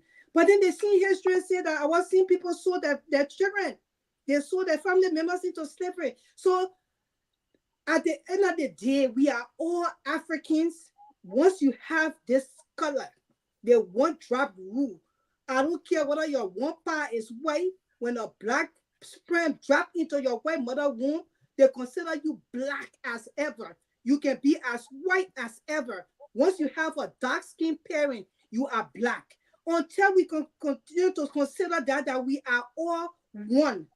And that's the thing that's killing Liberia because tribalism have taken over and the greed. They see greed that have the door and say, okay, we're going to overthrow Toba because they are not treating our people well. That's Tomalin here. I went to Bromley Mission. I met Yakaguro then there. We all were in the class together, small. I went to Lakere Mission. They have one unit there. The name was there were mentioned. They were country people. We all were in the class together. I went to B.M. Harris. I met Wologisi. Then we all were there in the class together before the war, before the Mid War ever took place, before the coup 1980 took place. I remember as a little guy, I sat in class with people with hard names, including myself. I was like, okay, the person name. So we were all considered, although some people have privilege, and it's everywhere. I don't care what you do in any society, even in America, yeah, they got some people with privileges, and you can't take care of it. Everybody cannot be on top the same level. But they think what they wanted to divide our country by with this tribalism thing when they brought the indigenous and the Congo people and they started to destroy the same Congo people you're talking about. Those people were Africans, they were in Africa when they were sold into slavery. So if those same people say, oh, you sold us, we are all children of the sword. Because we were in Africa when we were sold and we came back. So until we can reach to that point where we consider each other, like Tomalin said, the Tutsi and the Nazis, and we just plan ourselves away from that. We sat on this Facebook for the campaign, the last campaign that took place. We saw people like Eugene Fagon propagate tribalism to the core. And he was rewarded. And the rest of the people, he propagated tribalism to the core. And those things divide people, and people feel that certain people feel the land belongs to them. And the Congo people can tell you, say the land belongs to you because SCS bought this freaking land for us. Y'all would like to come and join us here. That's why you're here. So, and we cannot say that because at the end of the day, we are all black and we are all Africans. We mean that way today, our brothers and sisters that were even born here, they're never street buried here. They are going back to Ghana. So when they're living there now, they got their children, they're going to school there. So until Liberians can come to that reawakening and say, you know what, you sound like me, I sound like you. Whether you're part for Grand Bassa and my father is from Rocktown, Maryland County, we are Liberians. You are my brother and I am your sister. We will never reach to that stage where we're supposed to reach to. And that's the mindset that Dor came into power with. He came into the power with that anger and that hate until he started killing people. Then he started killing his own people. And I think it was Stephen Tower, and one of the Tower said, you say you're killing the Congo poor, but you will continue to kill yourselves. And know that the main revelation came to pass.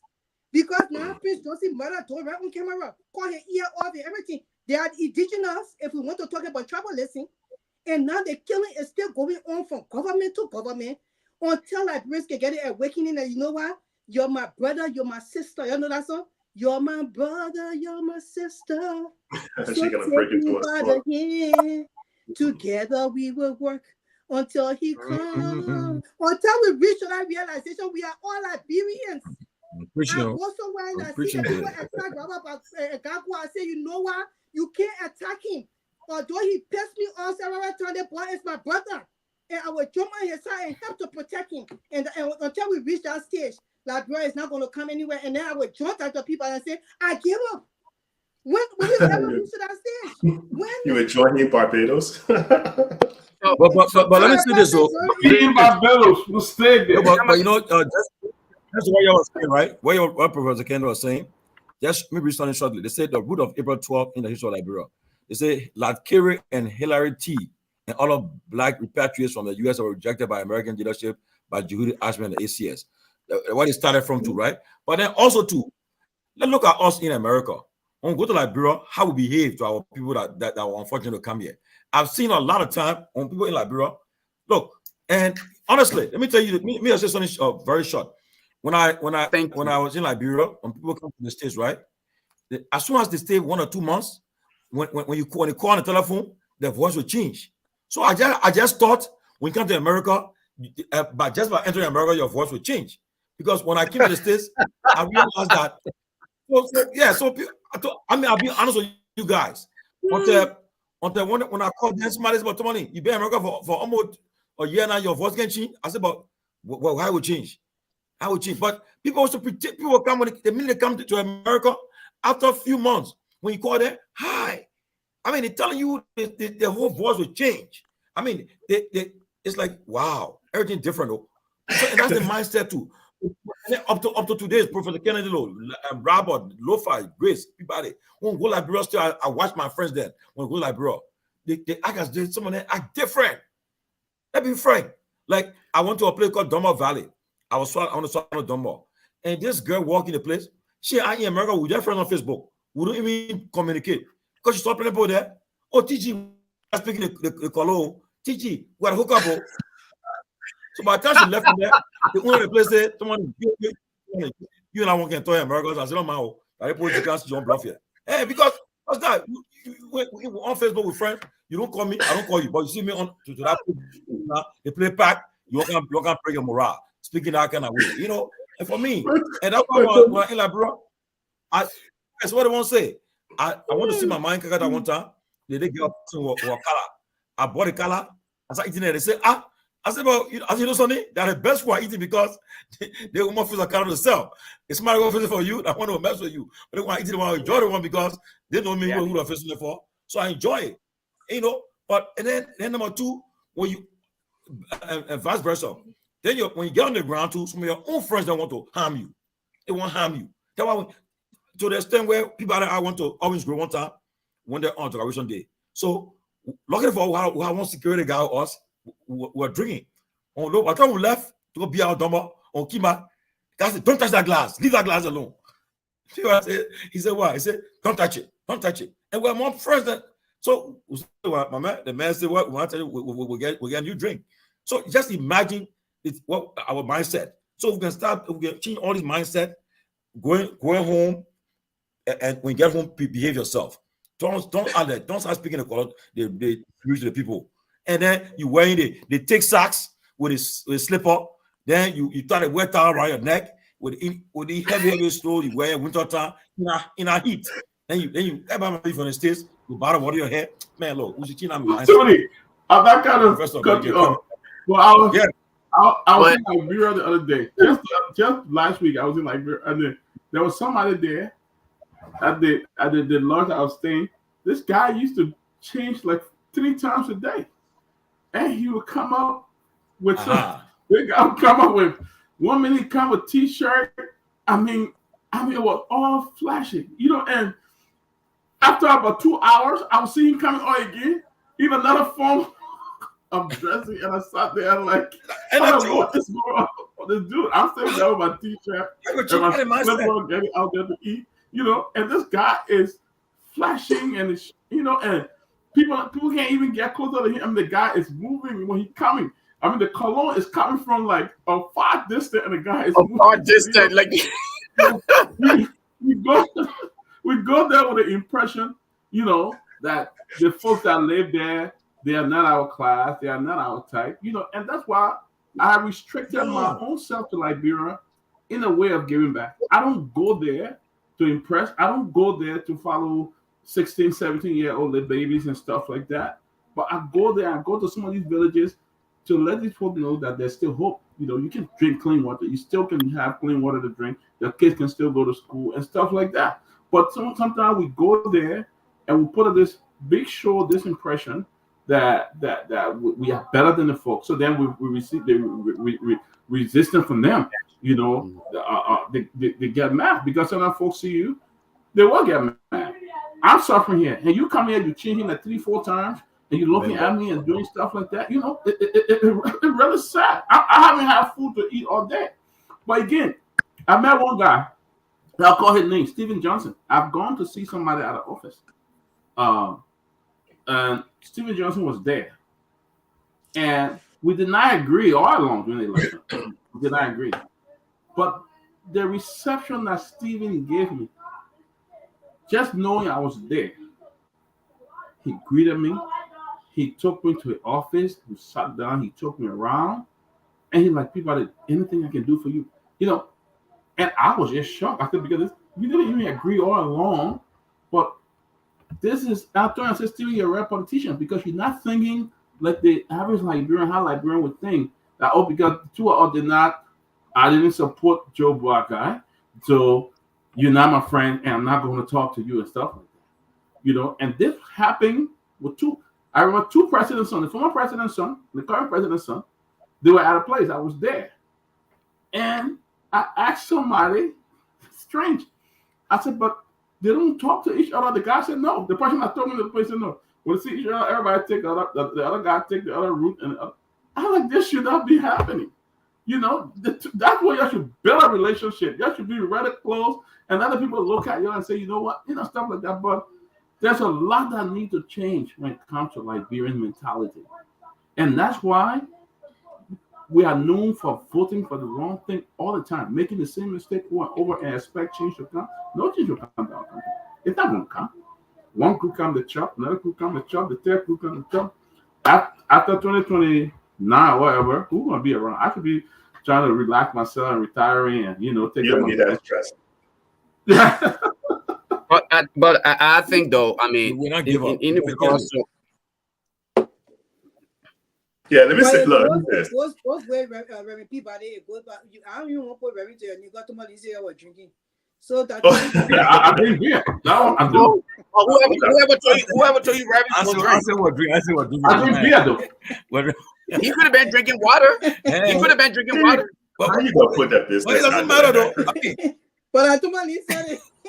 Well, he could have been drinking water. He could have been drinking water or soda. Surely. Okay. You know you're one country when they say you're drinking that, you know what that shala. And I know what that Yeah, Grace. Let me say this. It goes both ways. I know you're hard on the people that come from America because sometimes we go, I've been home but like 7 times to Liberia.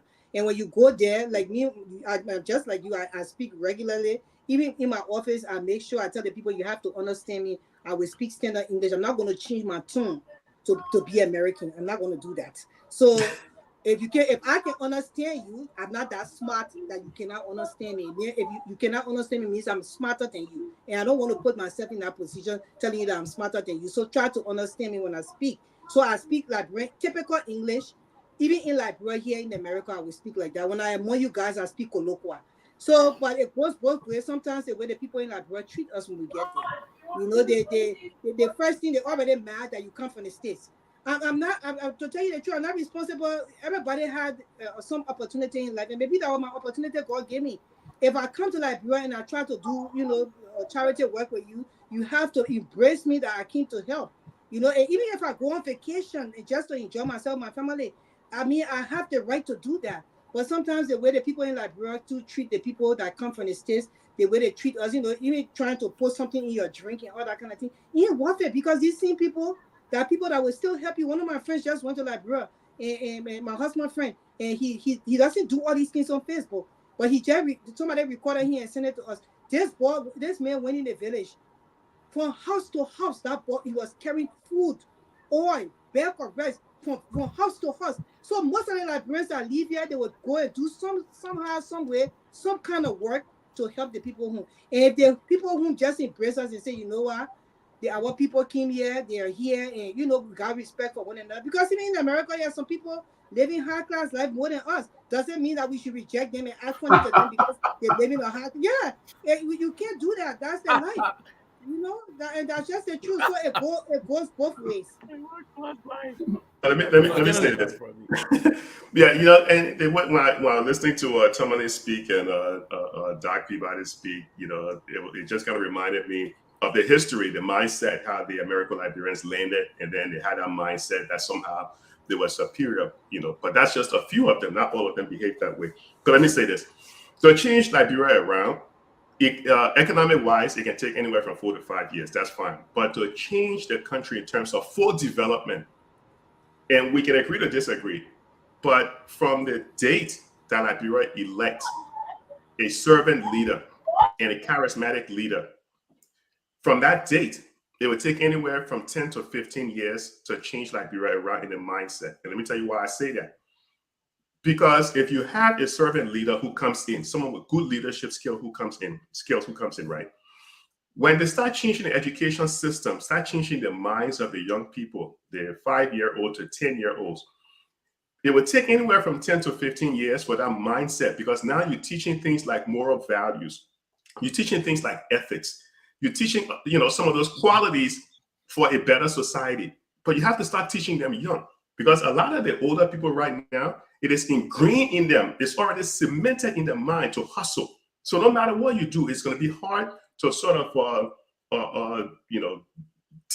untrain them in all those bad behaviors. So you need to catch the young people early. So if you get a good leader who comes in, he catches the young people early, the 5-year-olds, the 6, you know, people who are in 5th grade all the way up, and you start teaching the ethics value, you will end up redefining the entire society, because you will have a whole a large cohort, a large group of young people with a mindset like, look, listen, that is wrong. We know right from wrong. We know corruption is wrong. We know stealing is wrong. We know rape is wrong. We know we have these, because why? It is ingrained in them. So it would take anywhere, and that's my belief, I think it would take anywhere between 10 to 15 years to really, really turn Liberia around, because places like Botswana that gained independence like in 66 or so, it was the mindset of the entire society not to accept corruption. That's why when you look at the Transparency International skills, Botswana has one of the highest ranking in Africa. The entire society decided we're not going to tolerate corruption. It was the whole society saying that we're not going to tolerate corruption, that the 3 tigers, right? Taiwan, Hong Kong, Singapore, they changed that whole mindset. So you have to redefine, there has to be this paradigm shift, redefine the way you're doing things, because what Grace was saying earlier, we've tried all these other things that hasn't worked. We've tried everything else, it hasn't worked. We've changed leaders time and time again, nothing has changed. So there is something fundamentally wrong. So when you look at the research, Asimoglu and Robinson, the professors, did a lot of research, and they said the reason why nation fails is because when we put a leader in place, they tend to hire their family members. They tend to hire people who come from the same tribe. They tend to hire their friends. That's why Liberia has a patronage system, because we don't find or hire people based on meritocracy. We hire people based on, oh, I'm a man over there, or I'm a woman over there, or we're from the same tribe. That's why it fails. But that you and my children were in elementary school, so I was poor in the ministry. Exactly. You know, so you take her, you make her head of JFK, and she has no idea about medical treatment. You put her in charge of education, they have no idea what they're talking about. You know, so you put them in charge of the fire department, you probably end up seeing them on social media reading a book on how to stop a fire. So those are the kind of things then that get people in trouble. So I would say this. You're right. You got that was one. nomination. That was Professor Kennedy. Professor Kennedy, you are right. You Let are me, right. So Right. say it. That was Delos nomination, right? Professor Kennedy. You But let see, me I didn't mention Tilon name. no, you did. I'm just hey. But you know, in let me just chime in this light. Nope. One thing that I have. Were you gonna say something, Tomalin? No, go ahead. Go ahead. Okay. Well, you know, based on what you know, what I'm hearing and what all of us have experienced over time, I think this is one of the reasons why the last time Minister McGill was on this platform, I posed a question to him as to what he values. Is it quantity or quality?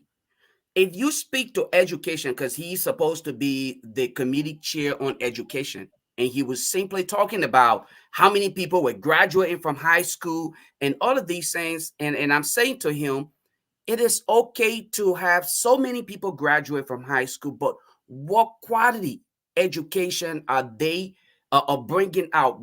I mean, what kind of workforce are we developing? Because these young people who are coming out of high school, they're supposed to be the next group of people to serve the public in the workforce, whether you're serving public office or in the private sector, you're part of the workforce. And that is the reason why most Western countries, they invest in early childhood education. They built the foundation. And that's the reason why some of us who play sports, okay, even from high school level, when you play sports, as part of that is considered your education. You go to a game. I play soccer. I play football to some extent. Okay, when you go to a game, even if you lose a game, you shake the other folks on the other team hands. You say good game. Now these are just things that help you understand that look, this is sports. You're not creating animosity. You are competing. And this is the thing that you will do when you get in the workforce. You will compete. Okay? You're not just going to be given opportunity. You will compete for something if you really want it. If you want to get to the top, you must be amongst the brightest. You must be talented to make it to the NBA. You got to be good. Okay? Behavior wise, you must get the grades. You must be an athlete, athletic. That part of your entire growth process. Okay. Unfortunately for us in Liberia, it appears as though we're going from top to bottom instead of going from bottom to the top. So these young people continue to end up as victims, because if you're looking to see how many young people are going to graduate from college, but you're not also assessing the early childhood foundation, they end up just going to college and looking up to those politicians who are just spewing out political rhetorics. They fall into the trap of simply spewing out jargons, political jargons, and they think that that makes you smart. If you come out here and just say all of these things, then you're the smartest person on earth, and now you can represent an entire community. That is not how it's supposed to be done. As far as how people react to diaspora Liberian, I think this is one of the things that we tend to ignore, and it will actually haunt us in the near future. I see the gap coming in here. It's the us versus them. That I think it's been in existence for quite some time, but it's becoming a little bit more glaring. You can see that folks from here, even when we make recommendation, you hear people say, what makes you think you will sit in America and tell me what to do here in Liberia? You're not going to sit in America and tell us what to do. They're not taking into consideration what you're seeing and why you think it is important that they do things that way. When I sit in job interviews, when I sit in, I do technical questioning. I do behavioral questioning. When I sit in, before I even recommend anybody to be hired in my department, when I sit in an interview, I'm looking at several aspects of you, whether it is behavioral or technical attitude. What are you bringing to the team that will actually help to enhance what we're doing? We want an asset, not a liability. So when we start to think, like Professor Kennedy rightfully said, we must look at the generation to come. And that is why I'm very optimistic that Liberia will change. Because if you look at the generation now after us, they're very smart. They're looking, they think intelligently, and they're looking to see how they can progress. They're not thinking like some of us. We are simply looking to be flamboyant. We are boastful. We want to act like we are better than other people. Those are not the kind of mentality that these young people are coming. They're looking at, okay, how can I become the next engineer? How can I become the next scientist? How can I become the next soccer star? I want to be better than a George Weah. I want to be better than this other person. And if we start to support those kind of mentality and behaviors and then say, you can do it, I think in the not too distant future, all of us will sit out here and say, I'm proud of Liberia and where we have come, because it wasn't as it is today. We did not expect these things to happen. But here we are today. We're seeing young, brilliant Liberians who did not have to travel out of Liberia, who are now serving our country even at an international level. And they are representing us, and we are all proud of it. So I think there's a possibility, but we must, again, invest in our education system. Early childhood education is the foundation to making Liberia a better place. If we deviate in any way, shape, or form, we will continue to regress until we can see reason to start to build the workforce one after the other so that we can create room for people to retire. Let me chime in a little. No, go ahead, Robin. Yeah. Let me say, I think Dr. Peabody spoke about this Liberian in a diaspora as opposed to Liberian back home, and the pattern of behavior. First, I want to say this. This is what I always tell a lot of folks who are new to America. One is to Tomalin's point about how do people change how they speak as soon as they enter America? No, it doesn't work that way. I don't, and I won't even describe it as someone changing how they speak, right? I think that what we need to understand and what we need to do is important, that we learn how to speak standard English. And speaking standard English does not mean speaking series or whatever that is described as. There are people, we work in a diverse field. For instance, Atlanta is relatively diverse and it's predominantly black, right? But there are black people from different countries, different islands, and whether you like it or not, I have not met a single person, whether they were from the U.S. or not, that did not have an accent. Every person have an accent, and people have got to make choices. When I was in high school, in this country as a young man, I used to have friends come to me during recess and say, especially down south, and say, "Hey, Rob, we finna go for lunch. Hey, we finna go for practice." And I never understood what that actually meant. And I always said, what are you trying to say? Are you trying to say we're about to go for lunch? We're about to go for practice? What is it, right? And so people pick up these different slang from whether it's down south or up north. And if you don't know better, you think that it's in your best interest to change who you are to satisfy those around you, right? But imagine if an American went out to Liberia, to Grand Bassa County. They don't know how to speak Bassa. They don't know how to speak colloquial or whatever. They're going to speak how they speak, right? I think a lot of the folks that come here forced trying to be something else that they're actually not, right? And so when you see people speak how they speak, I try to speak standard English. This is how I speak, right? Now, when you go to Liberia and you are interacting with people, I don't think you have to change who you are. If you went to a school, I go to schools all the time and I interact with the kids. And you go to the kids and you say, "Mom, people, you're hello."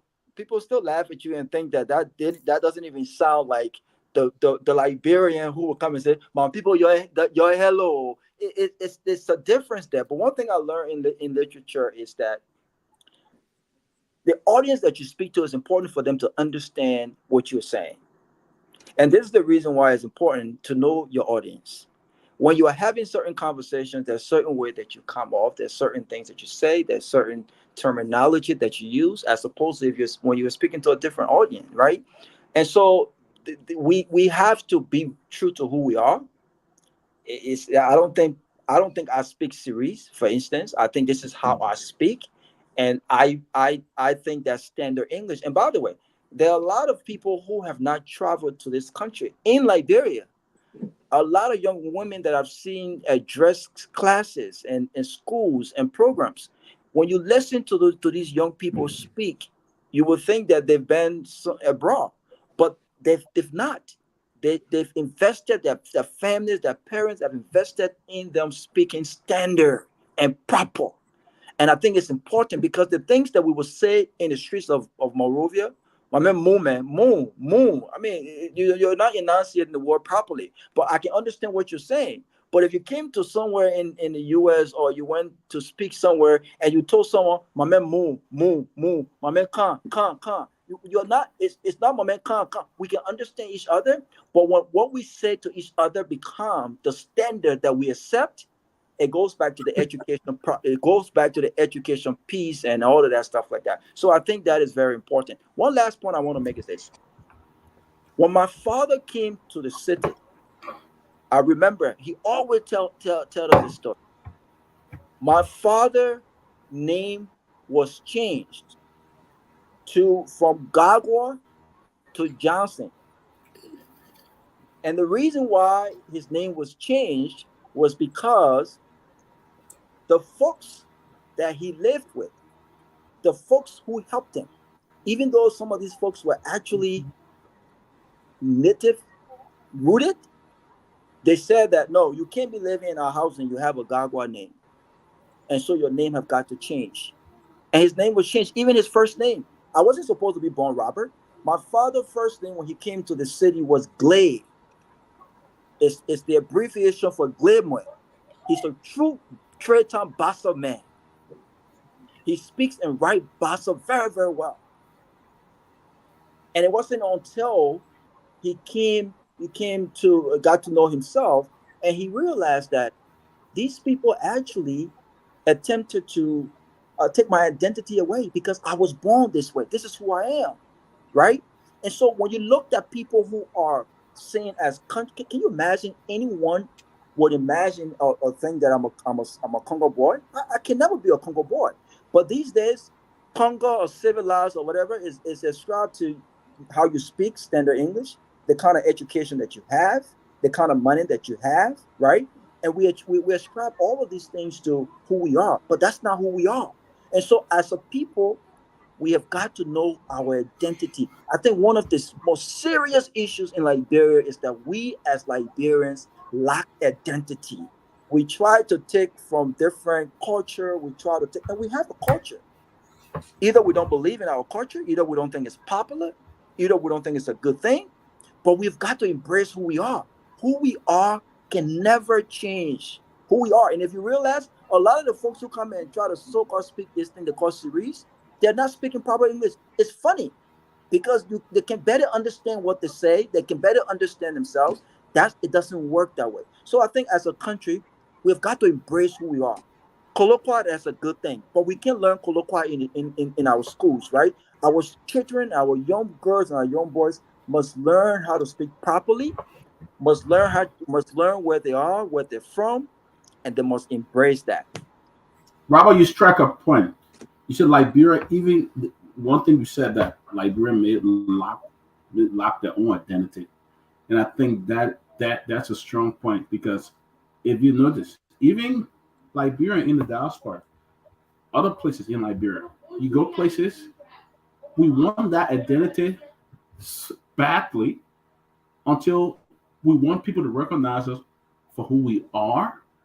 Either, oh, that man is a top government official. The guy sitting in the back there, or that the chief of this, the director of this. You know, yeah. When we go places, even among our peers in the US and other places, we want people to know that we make $150,000 a year. $150,000, yeah. $200,000 a year. We want to know people to know where we work or what kind of job I'm doing, and all those kind of things. don't have to know that. It will eventually come when you start a conversation. Liberians do not have an identity. We don't have a culture.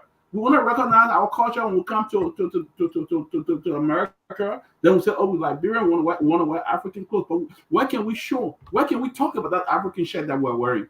What it represents? Or how we don't know nothing about it. We just tend to put it on to front and to show up, but we don't have an identity like Ghana. Ghana is very rich in the culture. That's why we go to Ghana. A Ghana man can sit in front of you, you get him food, you rather put your hand there and eat it because that's his culture, and he's not ashamed of it. Only Liberian will go places and be ashamed to identify with their own culture. The first thing is somebody is doing something traditional, you call him countryman. You say, oh, those guys, these are country people. I can't engage them. I can't do this. That's a standard. Yes, we know there's FK that people should all strive to, but equally so, we don't have an identity, and that's why we have the crisis in Liberia today. Because we accept anything. That's why you see Liberia. But we have identity, Peabody. We just Liberia striving. Let me finish. Yes, Liberia is striving to speak the Ghanaians. You go to the Liberian churches in Liberia, those charismatic churches. They all want to be like Ghanaian. They all want to pray like in Nigeria and Ghana. They all want to be acting like they pray in tongues. They want to be talking like them. They want to be doing certain things. And I frown on people, even in our churches. Everybody want to sing Western song. They don't want to sing no Liberian song. You don't see how many Liberian churches and choir will sing traditional Liberian song to bring our culture. They don't want to do it. It's all about the Western culture. Everything must be Western, and now we are following Ghanaian, Nigerian. We are talking like them. We are doing the same thing like them because we are ashamed of our own identity, and that's the problem we have. But why you think Alice Cummings? Why you think we gotta do better than that? Because I was reading about this ball. I didn't call this ball, man. I don't know who's doing it. That's distracting, man. Let's get out. Right, it is distracting. Whoever this soccer player called one needs a guy named Mbappe, right? Hey, man, y'all move this stuff, man. The guy they call Mbappe. They say he was they say they when they born Mbappe. Okay, I know he had a Cameroonian background, but they're not there arresting about him. I think he was blasting that when his father wanted him to play for the Cameroonian team, they told him to pay money. So he said, you shouldn't identify me as a Cameroonian. I'm a friend. So if we continue this kind of mindset, we'll lose on a lot of stuff because there are Liberians there that are doing very well, that want to go back home, but their fear is how they will be accepted, how they will be treated, they will be received. And like most of like I tell people nowadays, if building house in Liberia, don't build house that you in America, no. Because the children you born here now, trust me, the children are gonna live Liberia. You build a house for you and your wife or your soul that will live there and retire there. But you go based on a big 7-bedroom house, big mansion. The children, in case I will have in America now, they're not gonna go Liberia to go live again.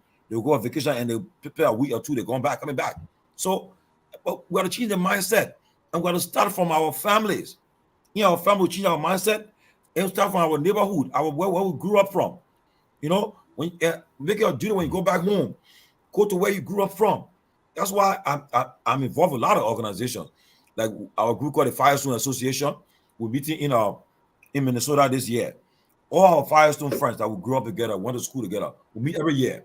We have met. We constructed a modern library in Coventry in Firestone there. Like almost $100,000 library we dedicated last year. We dedicated a library. And it's in our community. We involved. My Basel group are there. The Unibois, the Firestone group, I'm there. Because the school, get involved with that. Changing the mindset. When we can get involved and start with that unit, then we can carry on. But until we do that, I will encourage y'all. You shouldn't give on Liberia. 2029 is our last stand. Tomalin, let me ask a quick question, right? Let me say this. Go ahead. No, go ahead, Rob. Let me say this though, Peabody. I think, and you struck a good point, but I just wanted to say this. Look at the treatment Alice Cummings received. Look at it. Just I think it's a case in point. The reason why people to some extent, rejected Alice Cummings and the Charlene Brumskin and others were solely on the fact that they were Liberians who were, one, very successful, two, very educated, and people who did not perhaps you know, come from a background where they speak that dialect or whatnot, right? These are folks who have gotten a certain level of success. And if you look at a guy like Cummings, you will say, well, Cummings is a Congo boy, only because of that. We've got to change it. There's something about success outside of government in our country, right, that we frown on. And it's 80% of our people. A lot of our people don't like successful people, especially people who have acquired success outside of government. We frown on people who have worked hard their entire life to get for themselves and their families, what they didn't get from the poor. But look at all the so-called rich people in our country. Look at all the so-called rich people. These folks have built mansions in our country. They have acquired wealth. They have everything that you can dream of. When you ask where they got it from, they've worked 99.9%. They've worked in government. They've become politicians. But people who work hard, when people take pride in what they've earned is not what was given to them. People said that they have been boastful. But to the point Peabody made, I'm a Basel boy. But let me say this.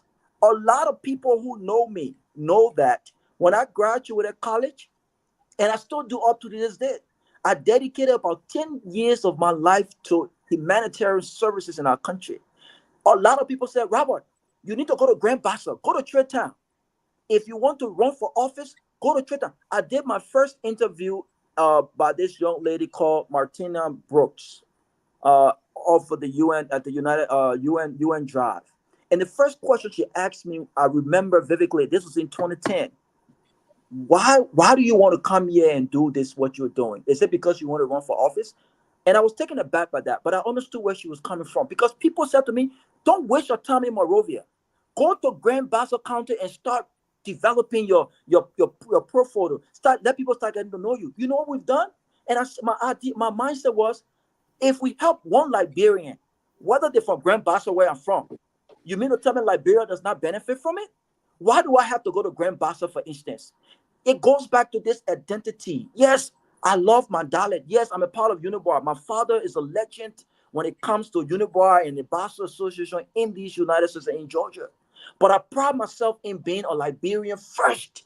I think this is where we drop the ball. Because if each of us focus on our counties, then who focus on Liberia, our country? And we were able to educate over 500 young men and women. Some of them are studying abroad in Europe, in these United States today. We were able to start a project where we got 2 reading rooms on the Oro and in Liberia.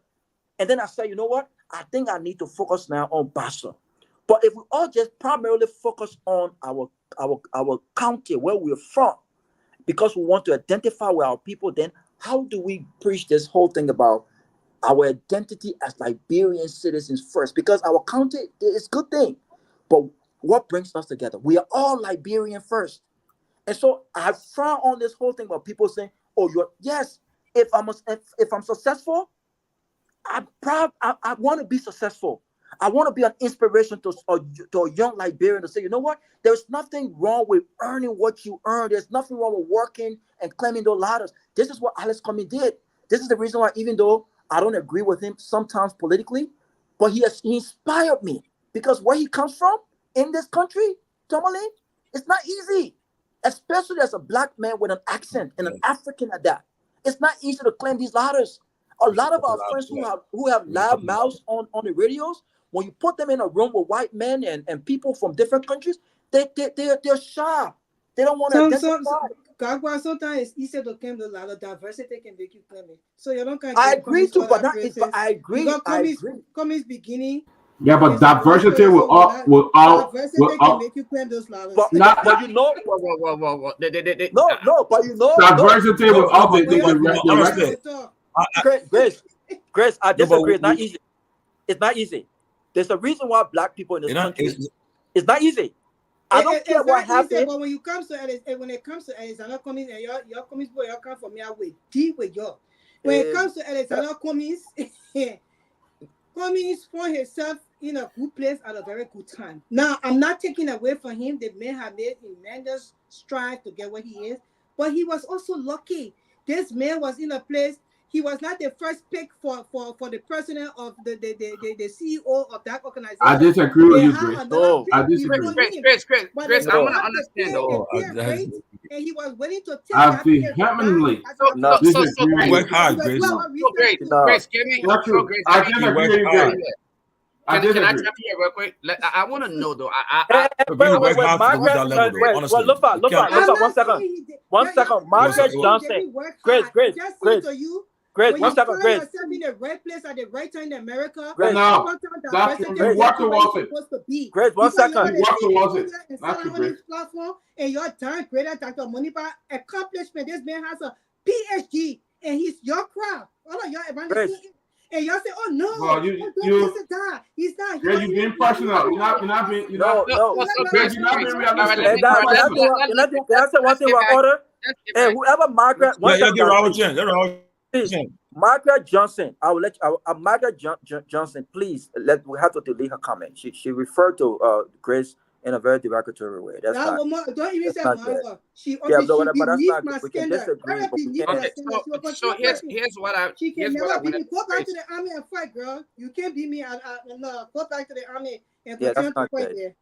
But Grace, I disagree with you. I disagree with you, and I would just like. I think your characterization of Mr. Cummings being lucky and all of that. I think that totally ludicrous. Honestly, to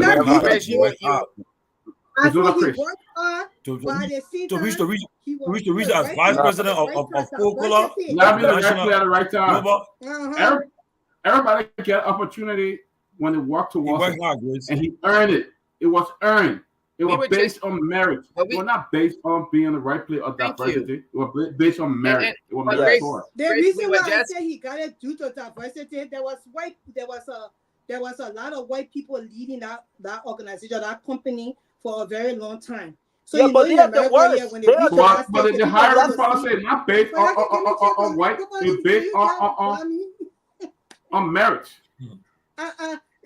He was there. He paid his dues. I never said he didn't pay his dues. He got his education. I did not say he did not get his education. But some people pay their dues, got their education. They're in the position. They at the place. It's not happening for them. Cummings was able to step a notch because he was at the right place at the right time. Diversity helped him to climb to where he was because he was not the first pick. I disagree. So Grace, let me. I disagree. Can I actually? The first black man they picked there, he was a black American, and they went out to put a man pay rate down from what they were paying the white man. The man said he was not going to take that. So then they said, okay, but then we can't hire you in a position. The next person was coming, and he took it. Which company are you talking about? Which company? Grace. Y'all go do your research. Grace, let me ask a quick question. Grace, can I ask a quick question here? Can I ask a quick question? I got a question for you, right, Grace? So you will agree with me, and I'm in no way, shape, or form trying to defend Mr. Cummings here. But if that is the route you want to take, you agree with me that Clarence Moneyback success where he is today was based on the fact that his father at one point in time served, and that was the grace that fell upon him for which he is to where he is today. Because a lot of us who parents never worked in government. Okay, so you want to give parents? You want to give parents? Wait, let me just clarify. So you want to give parents? But Mr. Cummings is not like you. The government in a high position. They did not bring me to Mr. Cummings is not like you. Was not corrupt. He never stole any money. That the money back. Money back. All right, let me get my point. All right. Burning to speak. Let me get my point. Because of this. So let me just make my point. So let me just make my point, right? Let me just make my point. I think a lot of time we have opportunity to really impact our society, but basically what we spoke against is what I'm hearing from Grace again. You don't want to credit a man after he have done due diligence. He worked tirelessly, he excelled, and instead of us simply giving him the needed recognition so that he can serve as a mentor for other young people, as an inspiration for other young people. We want to find reason to criticize him simply because we may not have the same political. That's not true. That's not true. Let me just land for a second here. I don't think it's fair. Going forward, I think one thing that we need to start to do to hopefully move Liberia forward, we need to start to put our hands in the jar of mentoring young people to come and see certain things that we do. At my place of employment, okay, we have young interns that come in, and we select them all through. Even when I worked at IBM, we were opportune to sit and mentor other young people. When these people come in the workforce, what are some of the things that you do? What got you to where you are? Why did you do that? I think if we institute some of these things in Liberia, and I'm not talking about government officials who want to use these things to abuse other young people, because it's happening right now. When they find themselves in government, they're making money. They use that position to abuse the young girls, sleep with them, and do other things that are inappropriate. But if we see ourselves as success stories, and we use ourselves to serve as mentors for other young people so that they can see reason to just work harder and excel, I think that we can definitely transform Liberia with that kind of mindset. But we should not see any reason to denigrate one person because we disagree with them. When this is not denigration. When you finish our talk, you're talking too long. This is not denigration. The truth have to be told, my brother. It's not denigration. I never told you I took away anything from Alexander Cummings. I did not take away anything from him. I said this man worked hard. He went to school. He got in a position where he got in because he was able to strive his way there. What I'm saying too, sometimes you can work hard, you can go to school and get yourself in a certain place where you don't have, it happened for him because of diversity, and I believe it strongly because I read it. I'm not going to come, I'm not taking anything away from him, but that's just the truth. So if we tell our people the truth, let's just be honest and tell them the truth. Now you are saying here, you started saying, that the Maniba father was the vice president. During the time that the Maniba father was the vice president, even in the past government with any Justin, certain people was stemmed as corrupt set of people. Did you ever hear how the Maniba meaning corruption in like? That's the point. That's my point, Grace. That's what I'm saying. So, Grace, that's my point. That means it was because of his father's father. No, I was talking to you. I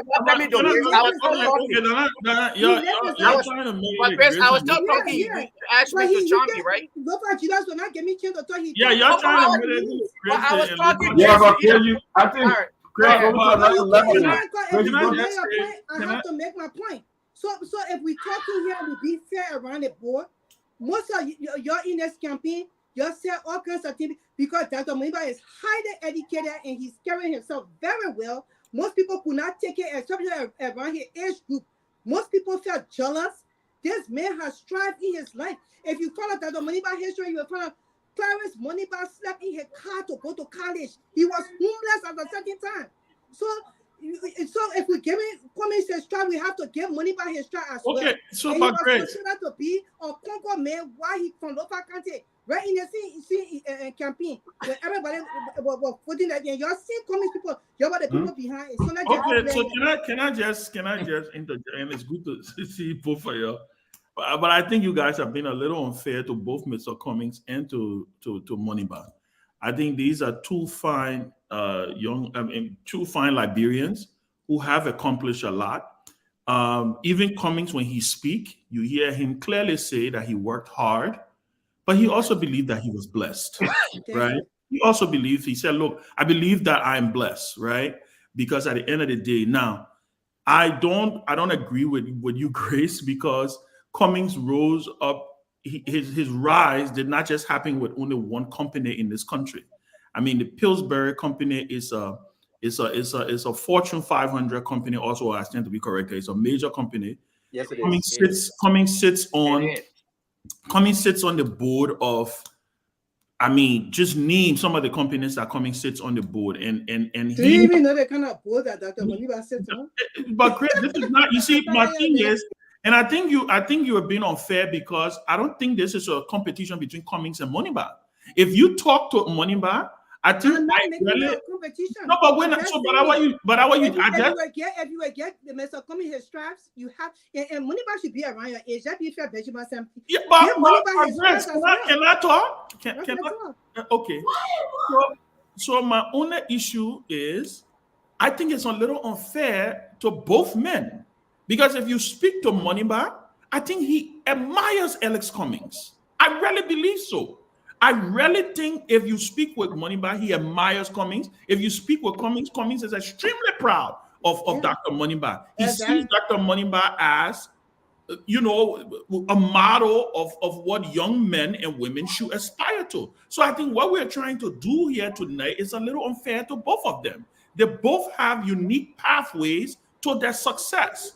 Everybody don't have the same line or the same road cut out for them, but it doesn't take away anything from either party. So if your concern is that people are only talking about Cummings and they're not talking about Moneyba, well, okay, I think people should celebrate Clarence Moneyba. I see Clarence as a huge success. I see him as a role model. Listen, when Clarence was at Harvard, I was doing a senior executive leadership program at Harvard, and I remember, you know, when I knew Clarence was planning to run for president, he was doing his, and he came on the show, told me to remember, I brought it up to him, and I said, the thing you did, they were doing this thing where they were doing a mock interview, right?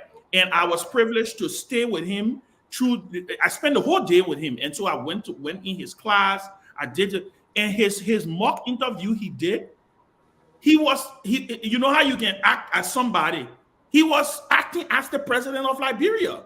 And so we laughed about it during the period. And then I said to him, I said, Eli, you really want to run for president? And we laughed about it. So when he finally made a determination that he was going to run, I said, well, at least I got a front row seat of seeing where this thing started. So I think it's a little unfair for Liberians to try to say, well, one person is this and this other person is that. I don't take anything away from Mr. Cummings. I think Mr. Cummings, one of the things that I always said is that in our country, look, if in any serious country, and this is where I'm coming down to Liberia, and I heard all of y'all romanticizing, but don't give up on Liberia and we shouldn't do this and we shouldn't do that. It's not about giving up on the country. It's about accepting where we are as a nation and accepting that reality and saying, you know what are we doing to move the needle to even move upward? What are we doing to even move upward? If Liberia was in any serious society, Cummings, Moneyba, Gonglo would have been top tier candidates, because guess what? They were the ones who were articulating the visions on the radio. Yeah. In any serious country, Charles Walker Bromskin would have been president of Liberia. Of course. He would have been president of Liberia. But guess what? You have a country that Bromskin, they define Bromskin by wearing white shirt. White shirt. He arrogant. The man too clean. He wearing white shirt. That's the country you're dealing with. That is the country you are dealing with. So for me, I am in the space, right? I remember when I was running for the Senate. I remember very well. Many young people came up to me and said to me something similar to what maybe I think Clarence Moneyba may have suffered. Ben, you're still young. Wait your time. Wait your time. You're still young. You also said to me, Mane been trying to be president. He been trying to be vice president. Let's get him the Senate thing. I know people today who are considered my big brothers, some of them, came to me and told me, let's give Mane the thing here. Let's see how he will perform in the Senate. And I was like, hell freaking no. They told you to give out your dreams for somebody else. I was like, hell freaking no. I am going to run against George Weah. I'm going because guess what? It's not that I don't respect him. It's not that I don't think he's worthy of the. But what is a democracy? A democracy is a competition of ideas. If your ideas win, you win. It doesn't mean that when George Weah won the election, he became the senator of the county, right? But I'm just saying that some of the very young people today who are pontificating around, acting like they say they are holier than thou. They were supporting Robert Salif. Why were they supporting Robert Salif? Even if they didn't want to support George Weah, Why were they supporting Raul Seli? Because they were in his employ. Because some of them got scholarships from him and no car. Some people I know today that all over the place acting like they say, oh, they are the moral compass of the country. So my only issue is, I think we need to look at this Liberia thing from a different mindset. They say bad soul need bad medicine. I think we're in a difficult place.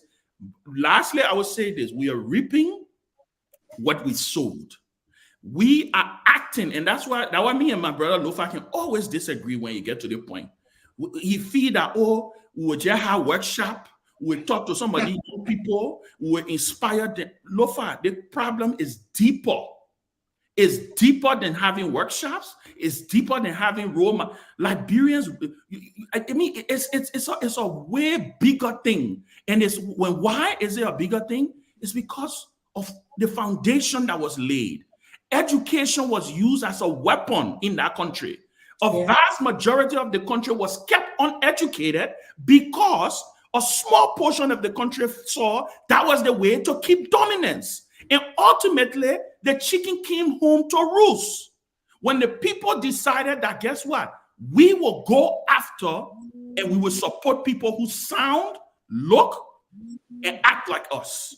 That is the country we are dealing with today. So until we can figure it out, I hear Tomalin said 2029. Listen, I don't know about your 2029 story, because if we were to leapfrog and look, we may be having the same conversation we had in 2023 in 2029. That's all I have to say. But Ben. Let me clarify something here. I will just say in 2 seconds. I have a great respect for Mr. Cummings. I respect all accomplished Liberians that really accomplished, because it's not easy to do that. Because I'm one of the people who live in America and I know what it takes to get to where you're supposed to be. I also have immense respect for Clarence Boniba, and as Ben said, if Liberians were thinking, those are the people who are going to be on top of this election, including Councilor Gonglo. So just for the record, I just wanted to say that. Thank you. Ben, and just to be clear, I've always, when it comes to Ben, I always tell people, you got to look beyond Ben's politics, right? Because since I've known him, he's been a standout character. But we were speaking about this divide. I think part of the reason why you struggle a bit during that election is that you ran an election that was not normal. I mean, here is this young guy coming out in a nice spiffy suit and tie, black suit, blue tie, white shirt, corporate looking dressed, with a political ad, not on the radios, not cussing my and pa, not doing munya or sour, but you ran a different campaign. And the first thing I heard when I got to Liberia was, who this kid think he is? You think he's Barack Obama? This is not the United States. This is Liberia, right? People were not talking or listening to the substance of your campaign. People were looking at the individual, this person who has been in politics all these years. He speaks very well, he's eloquent, and he wants to inject a different kind of politics, right? I don't think that we should accept the Liberia that is today. This is why I disagree with you. I don't think, it's almost like asking a man or a woman who is in an abusive relationship and says, look, at this point, because you've been there for 30 years, I think at this point you must just accept your fate. No, I think the question is, do we have options? Can we choose a path that is better than the path that we've been on for all of these years? And if we seriously look at that question and logically make a decision, yes, we can change a path. Walking out of an abuse is not easy, but if you have the courage to know who you are, to know what you stand for, to know what you bring to the table, anyone can get up and say, you know what, I've had enough of this abuse. I've got to walk out. because either I'm killed one day, or I survive another day. So I strongly believe that Liberia can survive another day, but that will be predicated on making a choice. Is this what we want? The path that we've been on all these years that have not done nothing good for us, that have not improved our lives, the education sector, the healthcare sector, and all of this sector, or can we choose a different path? We've got to make that decision, Ben. So every time you say we must accept the Liberia that is, accepting the reality that we have right now is one thing. Accepting this reality as our fate is another thing. So I agree. Maybe Lofa is right that if we start having these different conferences, if we start educating folks, he talked about early education. I mean, it is the foundation, right? Can we start moving the needle that way? Perhaps we can, but I don't want us to sit on the public radio and continue to pitch this thing that we just have to accept the Liberia that is today. One last point I want to make is this. To Gris' point, I think Gris have made the clarification. I'm a young man. I'm a young man who admire people that come from where I come from and people that sound like I sound. And people that come from absolutely nothing. And the reason why I love this country, Grace, and the reason why I feel like I owe something to this country is because every single time I get to reflect, I always remind myself, and I remind my fiance, and I always have this conversation. There's absolutely no way that what have become possible for a guy like me, a Gagwa. Someone said I'm the only Gagwa on TV, will laugh about it. The success that regular people like us, through education, through opportunities, have been able to afford in this country can never or would have never happened anywhere else. But I said that to say this: it does not come with luck. Blessed, I think, it's an appropriate word, because it doesn't matter what kind of education you have. You need a praying mother and a praying father, a praying auntie and a praying whatever. You need God on your side. Because I will tell you this: I've been in positions where I've trained people, and my father have narrated the same stories to me. I've been in positions where I've trained people who were much more older than me, people who came that knew absolutely nothing. And they got positions that I felt like I deserved, not on merits, but because I'm black, I have an accent, I'm young, and they didn't reflect anything that I reflected. So when you see people like Alice Cummings claim the ladder that he claimed, and every time I looked at my own personal career, I gave him a pat on the back, because it's not easy. It's not luck. It's not luck. It's not just education. It's character. It's integrity. It's a lot of things that goes into it. It's patience. It's discipline. A lot of things goes into being successful in this country. And I will say this: I will be damned if anyone attempt to say, don't be proud of your accomplishment.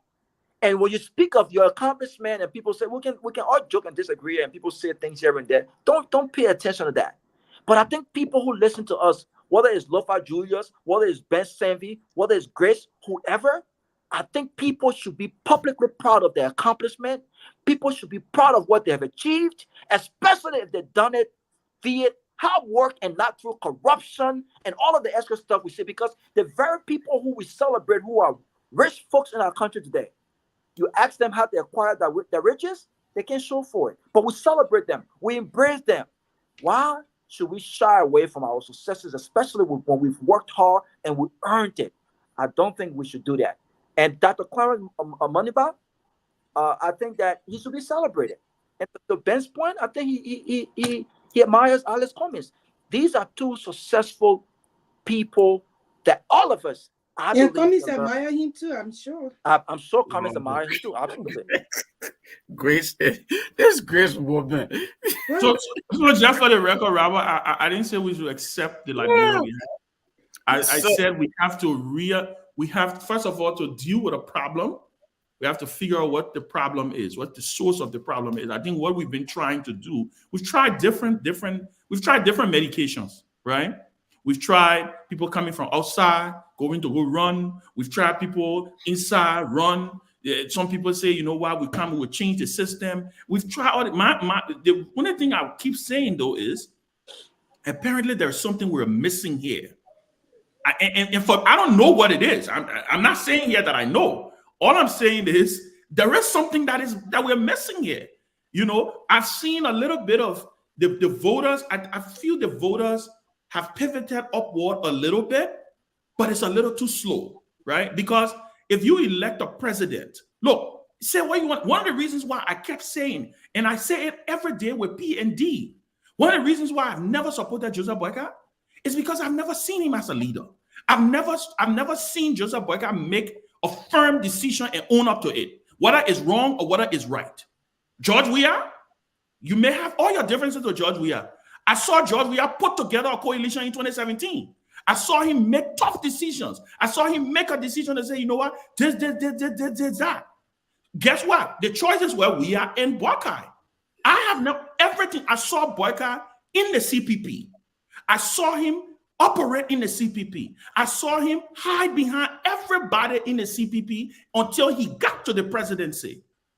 And guess what? He's doing it right now as president. But Ben, the choices were not just we are in city and no. I'm talking about the runoff. I'm talking about the runoff. I'm not talking about. I didn't support either of them during the first round.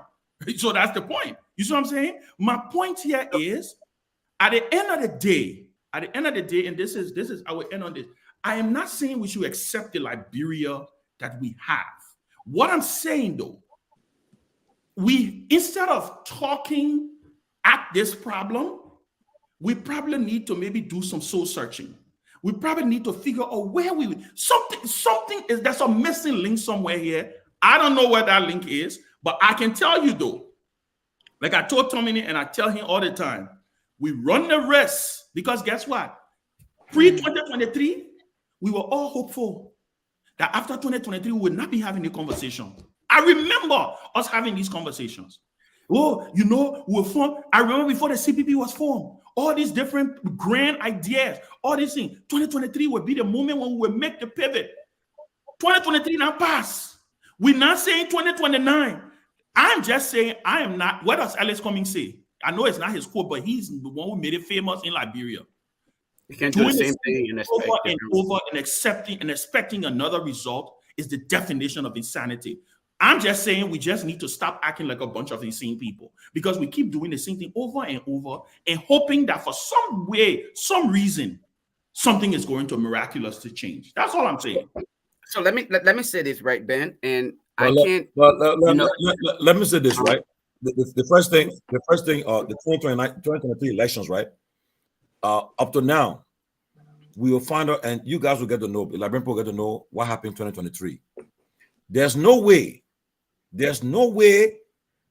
and a guy called Appleton will have taken the third place in Liberia. But something happened in the election in 2023 that we will find out. There's no way. Everyone on the platform knows that we not heard about Appleton. Okay, but when I went to the election commission for the result, and when the woman was announcing the result, he wanted Appleton, third place. I said, everybody wondering where he came from. I got a quick question. Missing campaign. No, I got a quick question for you before you continue. Yeah. Do you believe? I hear the Appleton. Go ahead. I hear the Appleton mistake. I hear the Appleton mistake, right? Yeah. Do you believe? Yeah. This is where I depart from your hypothesis a little bit. Because I still believe a vast majority of those voters went and voted between UP and CDC. I still believe a vast majority of them, what Appleton got a few 100,000 votes, somebody give it to him. My point here is majority or super majority of the voters decided that they were, in fact, the people almost let Tomalin, they decided that they didn't even want a second round the way they voted. They made a determination between those two parties. I agree, but Ben, so that's what I'm trying to say. I stand by it though. The 2020 elections, it was not free and fair. No. Something happened that we'll find out before the next election. We'll find out. Tomalin. Like you said, I agree. Majority, because at the end of the day, they settle on Weah and Boyka. But there was, because I saw how comics, Money Bar, I saw how Gonglo, how the guys worked. The campaign, they went through every nooks and crank of Liberia. They went through it. But did the voters accept? Did the voters accept the message? They did. I think they accepted. So great. Let me ask you a question. But I think both Grace and Tomalin, because you know what I said, this is where I depart from you, because I do not believe that the election was rigged in a way that it was supposed to be Cummings in the third round or Moneybar in the second round or Gonglo in the second round. That's what I keep saying. That's the question I keep asking. No, but my point is that you know why I'm saying this, Tomalin? You know why I'm saying this? Yeah. Because I remember in 2017, when we went to court, I was chairman of the Liberty Party. When we found a lot of irregularities, but then there was a fundamental question we couldn't answer. Where are our votes? Did people really vote for Liberty Party? Yeah, you can say people voted in top. Yeah, you can say there were irregularities. The question was, did these people really vote for Bromskin, or it was an anomaly? Like, you know, that's why I say there's a missing link here. And yeah, you may say it was rigged, but my question is, was it rigged to the extent that the two people that ended up in the runoff were not supposed to be in that runoff? Is that what you were saying? What? That's hard for me. But my point is this. My point is this. I believe strongly that Cummings' result he received wasn't a result. Honestly, I don't believe that Cummings should have gotten 1%. No. I don't disagree with the fact that Appleton, yeah, but like you said, at the end of the day, if all things were constant, would they have settled to Wea and Bwaka? Yes, I believe the back. That's the question for me. It wouldn't have been that close. Yeah, it wouldn't have been that close. The two of them, they have gone to the runner, but it wouldn't have been that close. Okay, I mean, look at, for example, Ben, there's some things we know we can talk. You and I know we can talk it, right? But look at the result. For a first round to end up with the incumbent leading just by a few percentage. Okay, he led Bwaka in the first round. He won the first round. The second round, you saw what happened. Just by less than 20,000 votes separated them. And then the question came about where, even to the commission, when they announced the result, as soon as the woman come to, when she say Bwaka Joseph, as soon as she say we are George, that's what Appleton Eddie. It was like everybody in the room was look at each other with that smile. Even the observers there. So something went wrong, and I think we should find out what happened, but we'll find out before the next election. I thought you see. So I thought Cummings, Moneybar, and Sarah Beslow Yanti signed a communication that they were going to look into this election. But I guess Sarah Beslow Yanti left them. I guess she left them by the wayside because she's the foreign minister. So Tomalin, that's what I'm saying. It seems like we're crying more than the bereaved. Yeah, my thing is they're gonna get there. I sure Mr. Cummings and Dr. Moneybar will get to where they're supposed to get. Those people are very intelligent. They're not gonna leave that thing to just sing, but I wanted to say I know Ben got away a little bit from what I believe. I don't believe that we are background. Grace, are you cheering? I keep saying something. There's noise in the back. What are Peabody? No. Peabody. I got cheering, bro. I don't believe that. Yes, in Bwaka, we have ended in the final. I don't. Let me tell you why. No, I disagree. Mr. Cummings, Dr. Moneybar, I will put Gonko on the side a little bit. There was a real threat to this election. I know personally with Dr. Moneybar, not on Cummings team, Dr. Moneybar went to 263 villages. No presidential candidate ever in the history of Liberia had done that.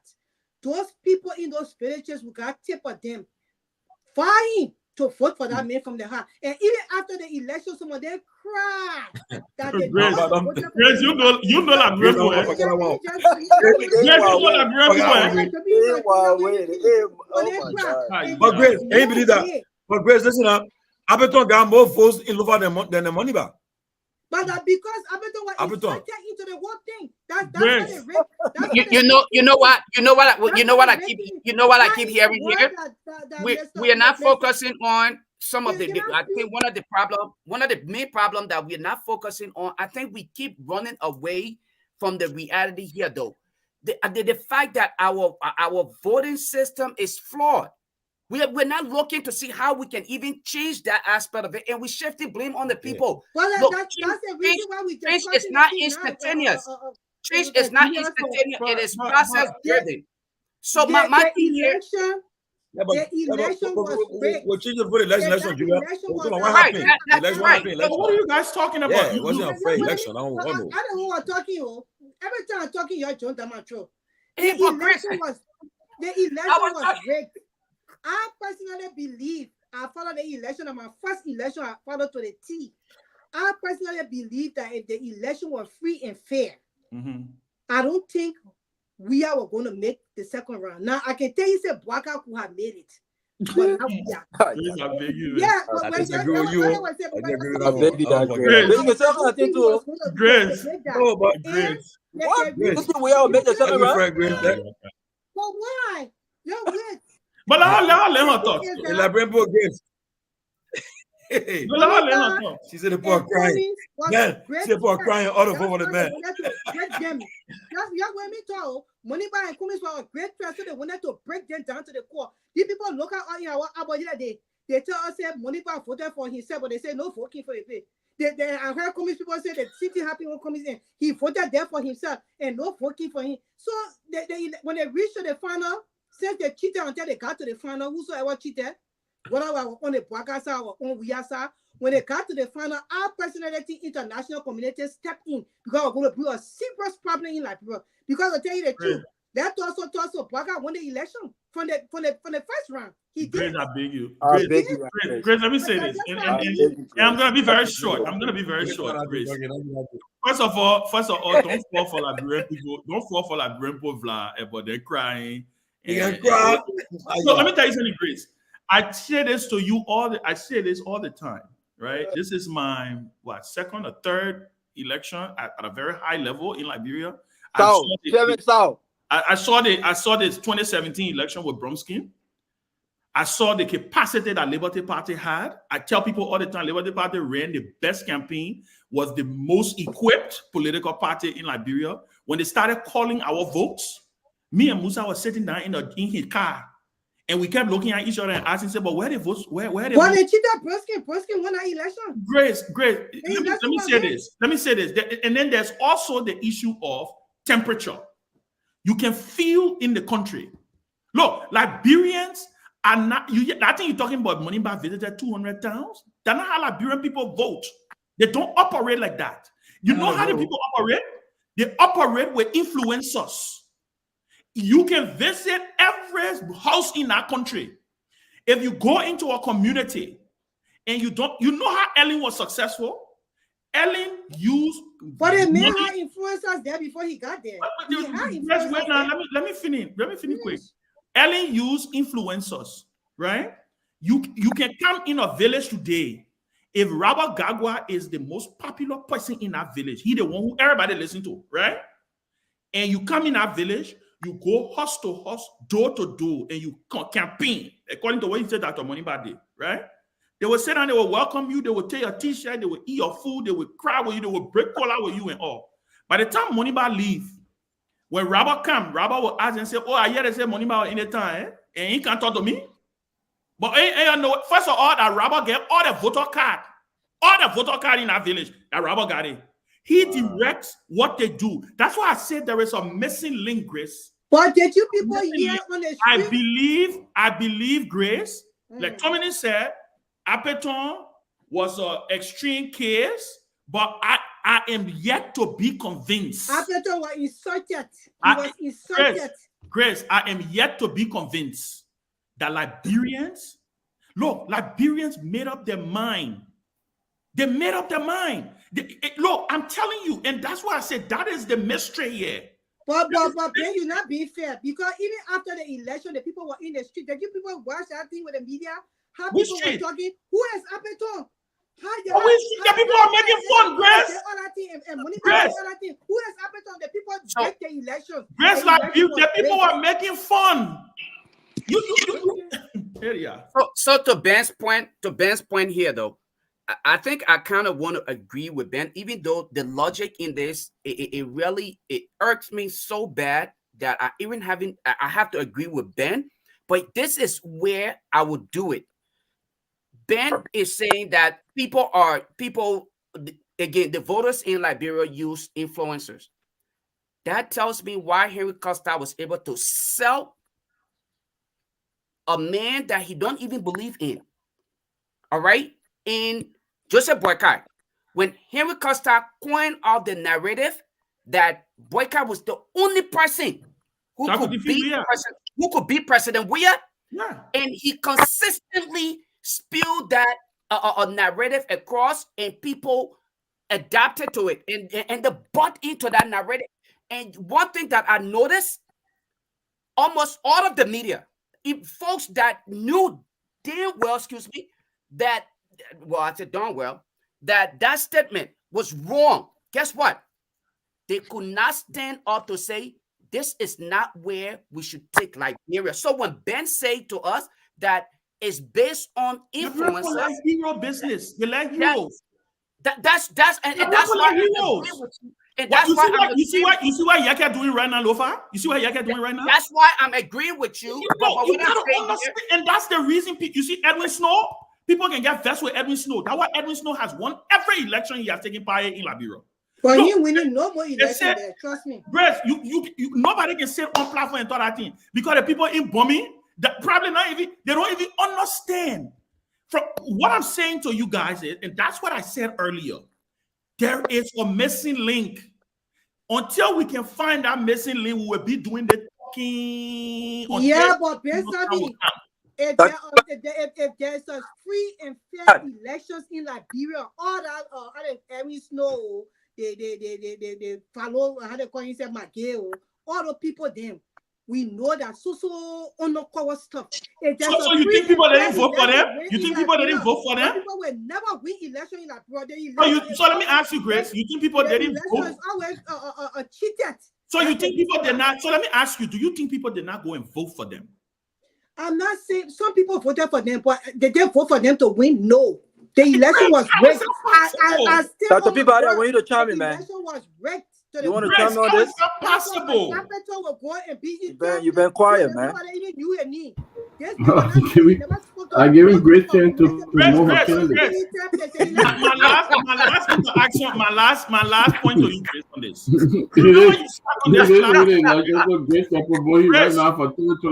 You remember you sat on this platform and you said something. You remember you said something the other day, Grace? Why are you laughing at? No, Grace. You remember you said something the other day? I said I gave you a chance to promote your candidate. No, but let's just be clear. We are all Liberians. The election was rigged.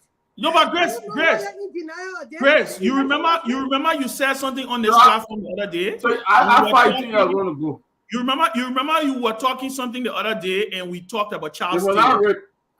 Everybody, 1 second, I beg you. 1 second. You remember we talked about Charles Taylor the other day, Grace? He laughed.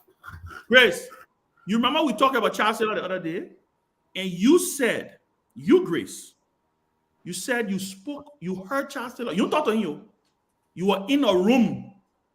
He was talking to Bromsky, and he didn't even speak to you. In fact, he probably didn't even know you. He didn't know me, but he knew I was there. Okay, good. So maybe he was campaigning with you because he knew you were there, right? But you said on the show that when you listen to that man talk that day, something moved in you. Great, don't let Ben confuse you. Don't let Ben confuse you. The reason I'm bringing this up is because I'm trying to tell you that if you, Grace, could have been mesmerized by a phone call with Charles Taylor, where you were not on the phone, you were listening. That's why you got it wrong. There you go. Stay your ground, Grace. Stay your ground. Anyway, Grace. Look, guys, we gotta start wrapping it up, though. It's okay. I listened to Charles Taylor's vision for Liberia. And that's what I'm trying to say to you. For the country. the way he was going to execute it. Grace, that's what I'm not disagreeing with you. See everything in your voice. We gotta wrap it up. The guy's gotta go in studio though. We gotta wrap it up. Although he's a warlord, but he has something to give to that brother. But I didn't disagree. I'm not disagreeing with you though. I'm not disagreeing with you. Mesmerized by his Maybe you let it work mesmerized. Maybe you let it work. No, don't use that word because okay. So 2029, the boy already named it. You got 2029. Who are running 2029? You got Perfect running. Who else? So the race already getting packed already. 2029. You see, and man, you. But listen. For the people, you know that. And let me get you a news flash. And let me get you a news flash. All that needs to just call. If Joseph Boyka and George Weah get in the race, if the two of them go on a ballot, Liberian people will go vote for the two of them. We are not winning election like right. I said win you. I said, you see, I'm clear. I said all the need you just call just now. Jesus Christ party, Abraham political party, Moses redemption party, all of Nina Yoko. In 2029, if we have a repeat of with George Weah and Joseph Boyka on the ticket, on their respective ticket, the two of them will enter in a runoff again. Ben, can I say something real quick? Ben, can I say something? Ben, can I say something? And I'll use this. And I'll use this as my closing, right? Ben, I will agree with you. I will agree with you on this point that regardless of what happens, Liberians will still vote for who they want to vote for. But that does not negate the fight that the possibility of either one of them winning is slim based on their performance. If Boyka continue to perform, okay? Ben, you see, let me land. Lofa, you are wrong. You see, this is what I keep telling you. Ben, so are you saying that George Weah performance wasn't on the ballot? Right. What do you mean? I'm just saying, are you saying George Weah? It was. Okay, that's the point. Okay, it was. But George Weah didn't lose. But George Weah did not lose because of performance. But the point he's making is in the next by 2029 you will be grading Joseph Boyka per his performance. But you really believe George Weah lost because of performance? Is that what you think he lost? No, I'm not saying that. I'm not saying that. I'm not saying that. But I'm not saying that. But what Lofa is saying is, look, but you see, I'm confused now. Ben, you confused me. The reason I'm confused. That's exactly what Ben wants. No, Robert, that's exactly what Ben wants. He wants to confuse you so that there are people right now. Right now, there are people right now.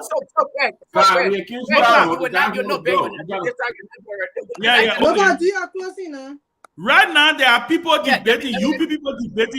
UP people defending right now the 100 days deliverable. They're defending the 100 days deliverable right now. Now, what is that is billboard around Maria for public work on the road?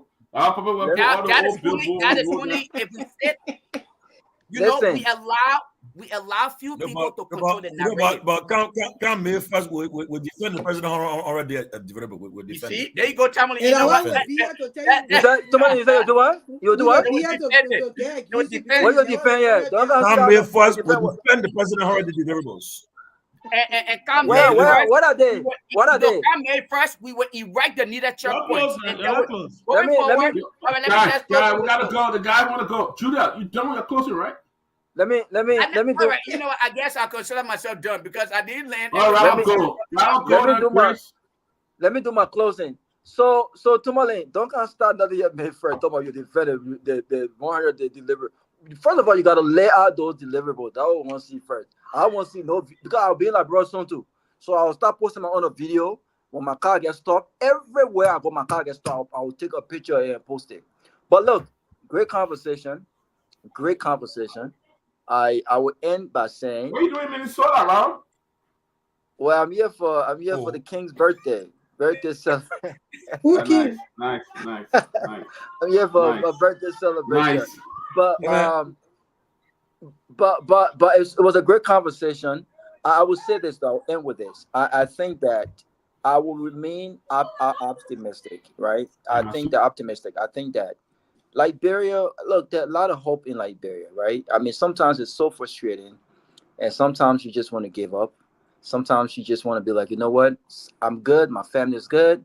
Whatever they want to do, let them go ahead and do what they want to do, right? But we can't have that mentality. We have to change that country one way or the other. So people like myself, we will make a decision politically. I said relates to how we affiliate, but no one will push us. No one will bully us into making that decision.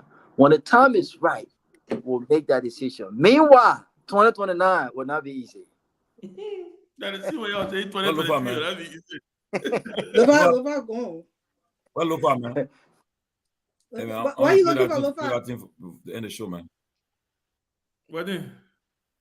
You play something to end the show. Lofa, let me do my closing. Yeah. That brings. Although 2029 is far, you guys got to open your eyes and don't let people like Tomalin George County platform to defend the president 100 days, because the 100 days have already failed. And we'll be here to pick it one by one as he bring it on. But I want you to realize that the CDC government or the CDC party and the United Party will not be those two parties will not change Liberia. They will not be able to change Liberia. They already have proven themselves, and it's not going to happen. That's the reason why we need to do a 360-degree turn. I know a lot of people that will be coming to put their bid in for the presidency. Well, I don't know whether my political leader is going to do that. He has not told me that yet. But I'm just saying, you're trying to look in a whole different direction for us to go, change our direction for Liberia to be a new country and a filtered country for all of us to enjoy. We are running out of time. All the people that were born from the 60s to now, we are running out of time. And if we don't think and change Liberia and get these two parties away from stealing money, then people have hijacked our country. All of them did it, hijack it. You know, so when they come into America 15, 20 times a year, you need to open your eyes, and your children are still not in good schools. The school system is a flood. The children graduate from high school, most of them can't even read. The ones that can really read and put themselves together, they taught themselves how to do it. It's not the school system that taught them. And that's what we should be thinking about, because our future generation of children has been destroyed because the government is not paying attention to make sure that the wealth that Liberia has is spread among all Liberians. And that's why I want you guys to open your eyes. CDC and UP, they're not away anymore. 2029, that's it. Or else Peabody will be moving to Barbados. Let me do my closing quickly. I'll be in Barbados. Let me do my closing quickly. So again, I disagree with my sister Grace. It's not the political party name. It's the leadership. It's the leaders. I gave you an example in this country of the Democratic Party and the Republican Party. With time, things change. You can start. CDC started as a grassroots revolutionary party. Tomalin then started CDC. They started CDC. They left it halfway along the way. We are then carry it. They ended up becoming the ruling party. United Party was birthed by Edward B. and Kesseley. They were birthed by Edward B. and Kesseley men. Upright, stand-up men. Can we say that when they formed Unity Party, they formed Unity Party to do some of the things Unity Party did? No. This is where I disagree. I keep saying, whether we form new parties or we don't form new parties, the issue here has to do with us, Liberians. The people we are electing are not coming from Mars. They're not coming from Venus. We replace, what's her name? Solomon George. We replace a lot of people in the House of Representatives. We replace Akara Gray with Prince Tolls. 1 week into Prince Tolls being a representative, he knew was caught up that he was dividing corruption. He was dividing coupons. Dividing money, corrupt man. Right? So my point to you is, this is people. For me, and there's notion that, these two parties, and I think that a mistake we keep making, Grace. That a mistake we keep making. That these two parties, we tie in the name of this institution. It could be Liberty Party, it could be even Lino that we could be having this conversation about today. The issue here is the leadership that we want to put together. That's the issue. So until we can find, I would leave it on this note, until we can find that missing link, like I said, we wasting our time. They are you're doing. Somebody texted me, Jen, and say they said the election was rigged. I said, okay, I agree the election was rigged. But I've never seen a country where you say you rig something against the will of the people, and a vast majority of the people sit down in the jail. In fact, they're happy, they're celebrating. Ben, stop, man, stop. So I'm just saying, right? I'm just saying. So I will end on this note. Tomalin close, man. I don't believe that the problem is the party. I believe at the end of the day, we just need to find the right group of leaders to be able to lead our country into the direction that we want to lead the country. Man, let it Tomalin close, man. Let Tomalin close, man. That's all I have. Cameron, play that song, your boom making me fat. I like that. Aaron, play that thing. Ain't this what they've been waiting for? Hey, you just told him to close back? You want to see it? And then come there already know. I'll be right beside you. Like the wall of Jericho. I love it, man. They don't know. They don't know. They don't know what's going on.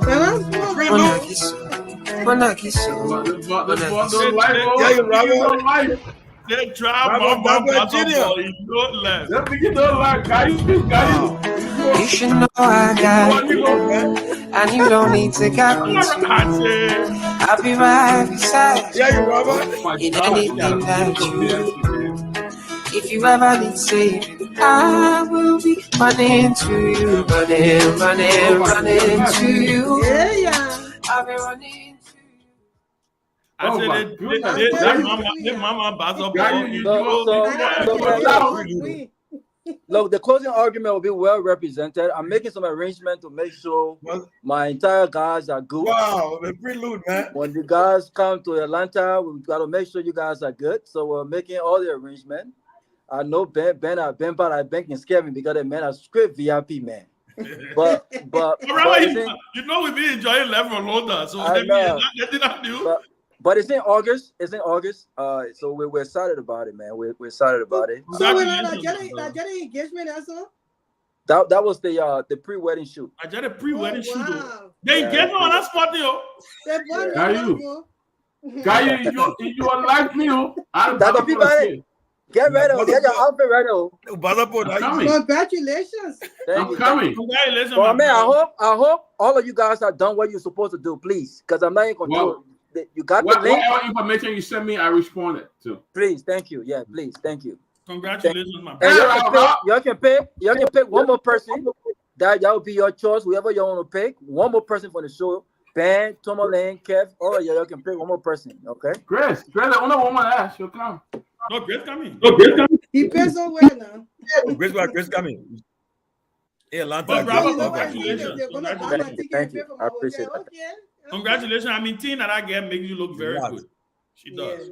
She makes you look wow, you got a queen, Robert. Robert got a queen. Thank you. She's a queen, Robert. She's a queen. I said, look at Robert bluffing. You see, he can't even. Bro, you got a queen, man. Look at Robert bluffing. Robert, he got no shot while on the oil. Oh, no. It's a good thing, Robert, to find a wife. Yeah, he can find a wife, find a good thing. Yeah. I see my brother looking so happy. Yeah. So what's the key? Now what man stake you always do? Oh man, that one came from Trade Time. Damn it. They begin love. You see, Grace can call me Peking. You see that? Yeah, man. We'll be there. We'll be back. We'll be in the ATL. I'll be in the ATL. Come back home. I'll come back. Definitely. Y'all don't give on like bro, please. Y'all don't give on like bro. Gentlemen. Well, just congratulations again, and we're looking forward to celebrate with you. Come on. Thank you, man. Greet your beautiful fiancé for us. Thank you, man. I appreciate that. Thank you. Come, man. Come, dress your best. Don't worry about me. And dress your absolute best. Just get your absolute best. It's gonna be traditional, modern, glamour. It's gonna be nice. So come ready to go. It's gonna be nice. No suit and tie. No suit, no tie. It gotta be your nice purple suit, whatever design. All right, so I gotta stop. I'm getting a whole agbada made. Yes, please. There you go. 3-piece. Everything. With it. You know? Yeah. Also, and you know what? Everybody who's somebody gonna be there. So y'all see a lot of politicians there too. Will talk politics, will drink, will have fun. It'll be nice. It'll be nice. We look forward to it, my brother. We look All right, forward. guys. Congratulations. In my regard to the madam. Thank you. Appreciate that. Thank you. All right, guys. All right, guys. We finished? Have a good weekend. Henry? All right, guys. Have a good weekend. This Sunday, Hi, Henry. we'll have a special show this Sunday, guys. We have a show about it? Yeah, this Sunday. Yeah, boom, making me tight. That's damn not something. I wanted to play that congratulations song, man. Hey, that's a nice song, man. That's a nice song.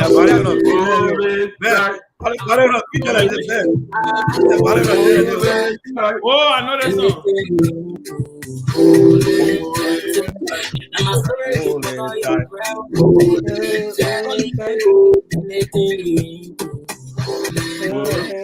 I said, congratulations, man. Play from my CRC.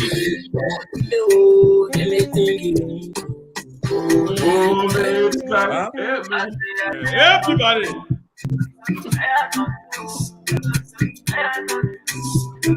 I love this song. Break it down.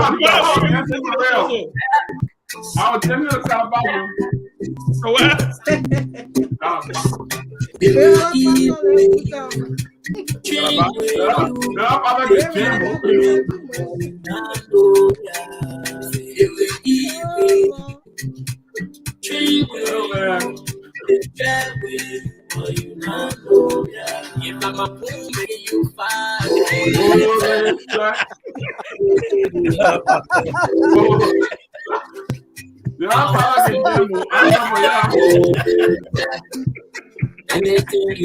Dad, don't worry about that one. Don't worry about that.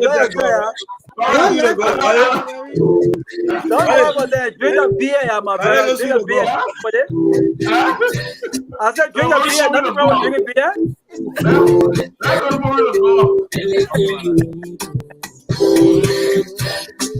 All right.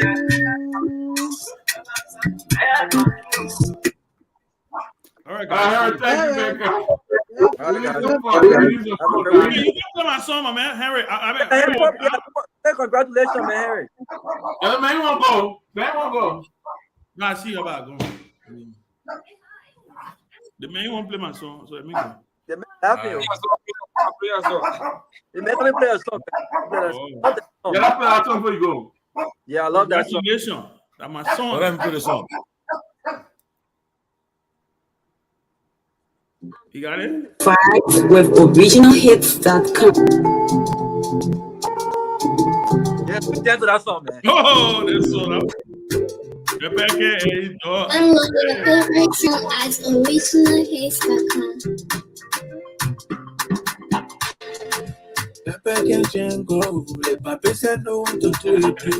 Yeah. But you know that song, that gospel song, and Peabody, they can play that song in the church.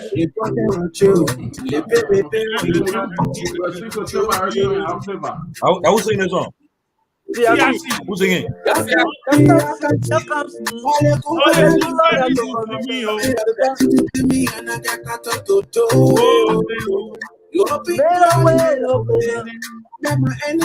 And I tell you, special feature for the man Robert Gagua.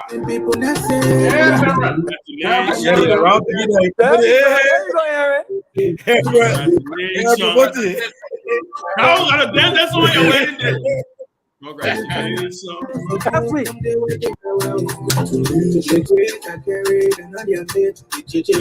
I carry and not admit. Tommy, you know that song? No, what's that? Yeah, all my kids they wanted me for. All of my kids I give it to God. La Brenda was singing the song? Yeah. La Brenda was singing the song? Yeah.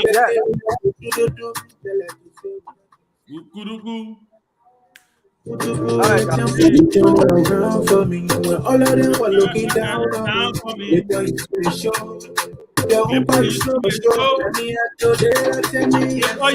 but show. Yeah. And I tell you, the closing argument having in the team section. Yeah, the gray hair.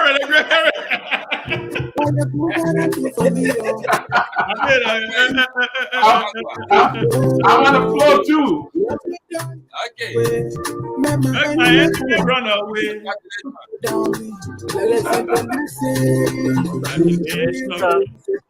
There's a million. It's a damn on. I made it tell you come on.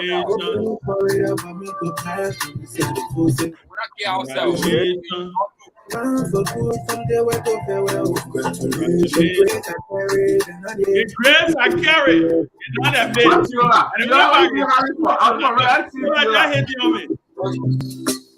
When I you are she's saying like bro. That word to or two out of flour. Harry, I will see you. I will see you next week, okay? With that money, yeah, people are come right there. Hold it down. Harry, you're saying you got to come with it. Robert saying you got to come with it. You laughing it? No, but I can send it, man. I can send it, man. We'll say invite and see how I go. We'll say I can do that. I can send it. Where apply? Yeah. I'll buy the ticket for you. They may get visa. We'll buy the ticket for him and he get visa. We'll buy the ticket. The body man ticket get him a nice hotel for the week. Yeah. The party loud. The party trying to lose out. They're so happy. And the winner so angry.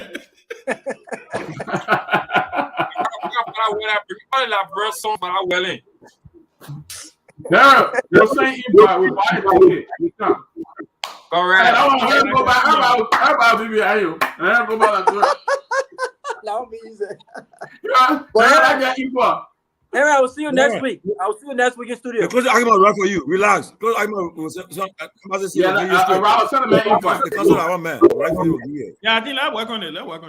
Yeah, I No, just send an invite. And if you need all the Abu financial team, we'll send it. Yeah. The only problem I'm hearing that the U.S. embassy don't easily give visa for weddings and receptions and things like that. That's what I'm hearing because when I probably had an argument with Gary, relax. Okay. No, that's figure out what we do. That's a private thing. Around the closing argument, let her hear. Oh, okay. Wow, let's surprise the kid and do it for him. We'll buy his ticket. Yeah, I can do that. Well, we can do that. I can send the letter. Am I right from that? You're talking. Look what I said in here. A whole apartment I sitting in my basement. Henry can come and stay a whole month or 2 more here. Everything here. You know? Yeah. See? But here I'll see you next week. I'll see you next week. I'm going to Ghana first, man. I'm going to chill small. Then I'll go to Liberia. Oh, okay. Yeah, the Yeah, the boy. He's a national executive. But man, Ben, I got space. I know. I will talk to you. We'll talk to you. Right. The closest argument you to take a trip to Ghana this year. We got that. Exactly. The whole crew. Yeah, you go to Thursday and come back Monday. Thursday. Yeah, we got an Airbnb. People. They will not say somebody buying a ticket, people.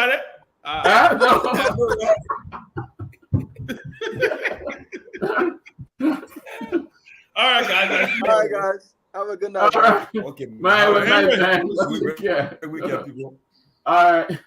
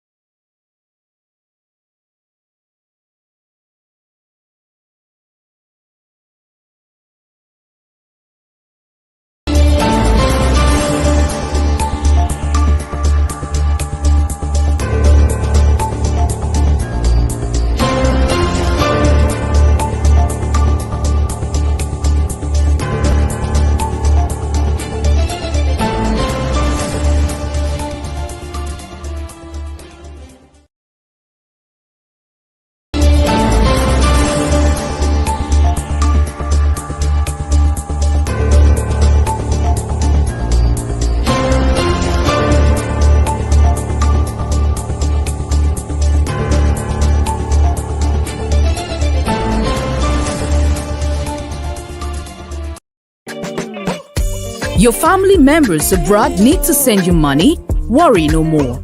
Henceforth, receive your international money transfers from Europe, USA, and South Africa made via Western Union, MoneyGram, and many more directly into your Orange Money account. At Orange Money, we are family. Orange Money.